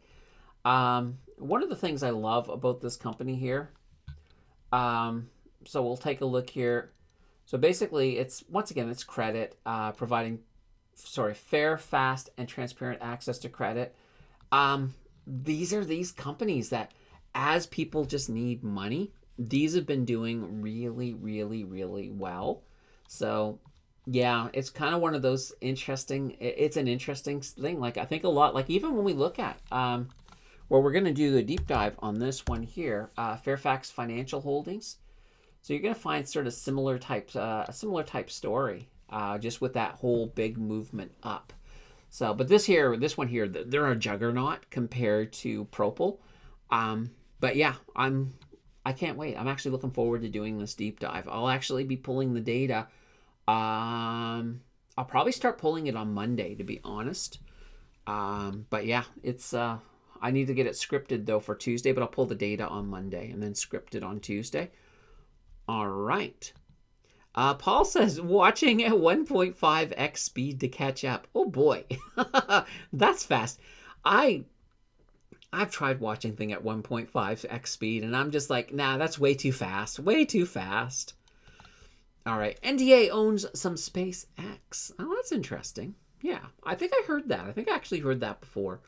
Yeah, I mean, Neptune Digital Assets. Like, let's actually go take a look. This is a company that I really, really, really would like to see them do well. Here we go. We'll go back to the last year. So here is, we've added Solana. Poof! You can sort of see, yeah. I mean, that's pretty cool. That's actually not bad because look at this 30. Now, if you were playing this, and if you knew that this was going to happen, that's the thing. Nobody knew this was going to happen. It was just like bang. But if you happen to be holding these down at like 30 cents or something, you tripled your money. You tripled your money. So that's not too shabby. I would still like to see NDA do better. And I think there's definitely, you know, as long as crypto continues to do well, like Bitcoin is doing well. After Bitcoin, of course, we're going to start to see Ethereum pick up even more. And Ethereum has been doing well. I mean, when we look here at Ethereum, it's up to 3180. Now, I know back in the day, I think it was up around 4,000 during the last bull market, but I think it can get there again. It's just, I don't think it's going to get there as fast because I think one of the things is back when it was up at 4,000, Ethereum was, if you wanted to build something on a platform, you were building it usually on Ethereum, high gas fees, all that fun stuff. But now a lot of people are building on Solana instead. So as a result, and what is Solana doing today? We'll just head over to the heat map. So yeah, Solana right now is up 4.64% to Ethereum's 1.59%. So, we'll pull up Solana here, and you can see Solana, I mean, they're doing well lately. 209 right now. That's pretty cool.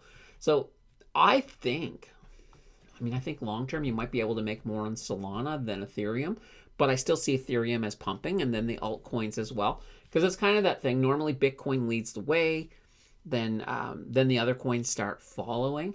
Now, as you guys know, if you watch any of my market closes, this little zone down in here, I'm like, don't touch them. Don't touch them. It's those 14,000 crap coins down there. It's dangerous. Leave them alone. Leave them alone for sure. All right. Scott says, nobody knows about them. That's the problem. Yeah, that's definitely a problem.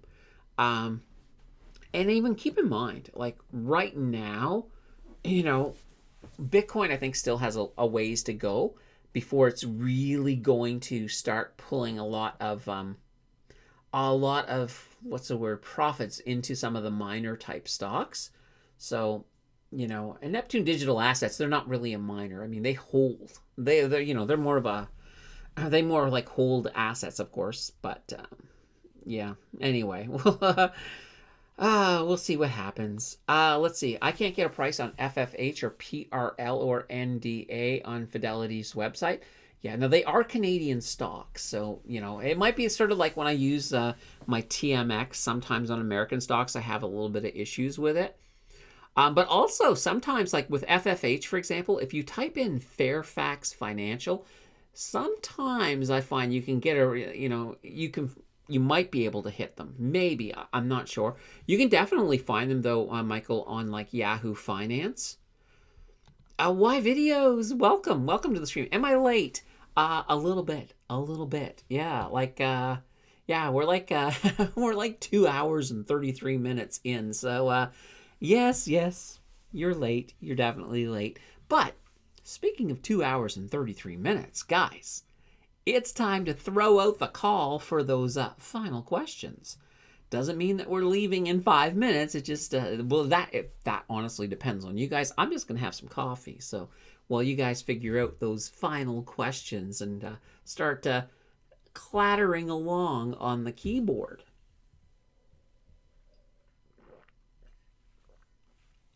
Oh, that's so good.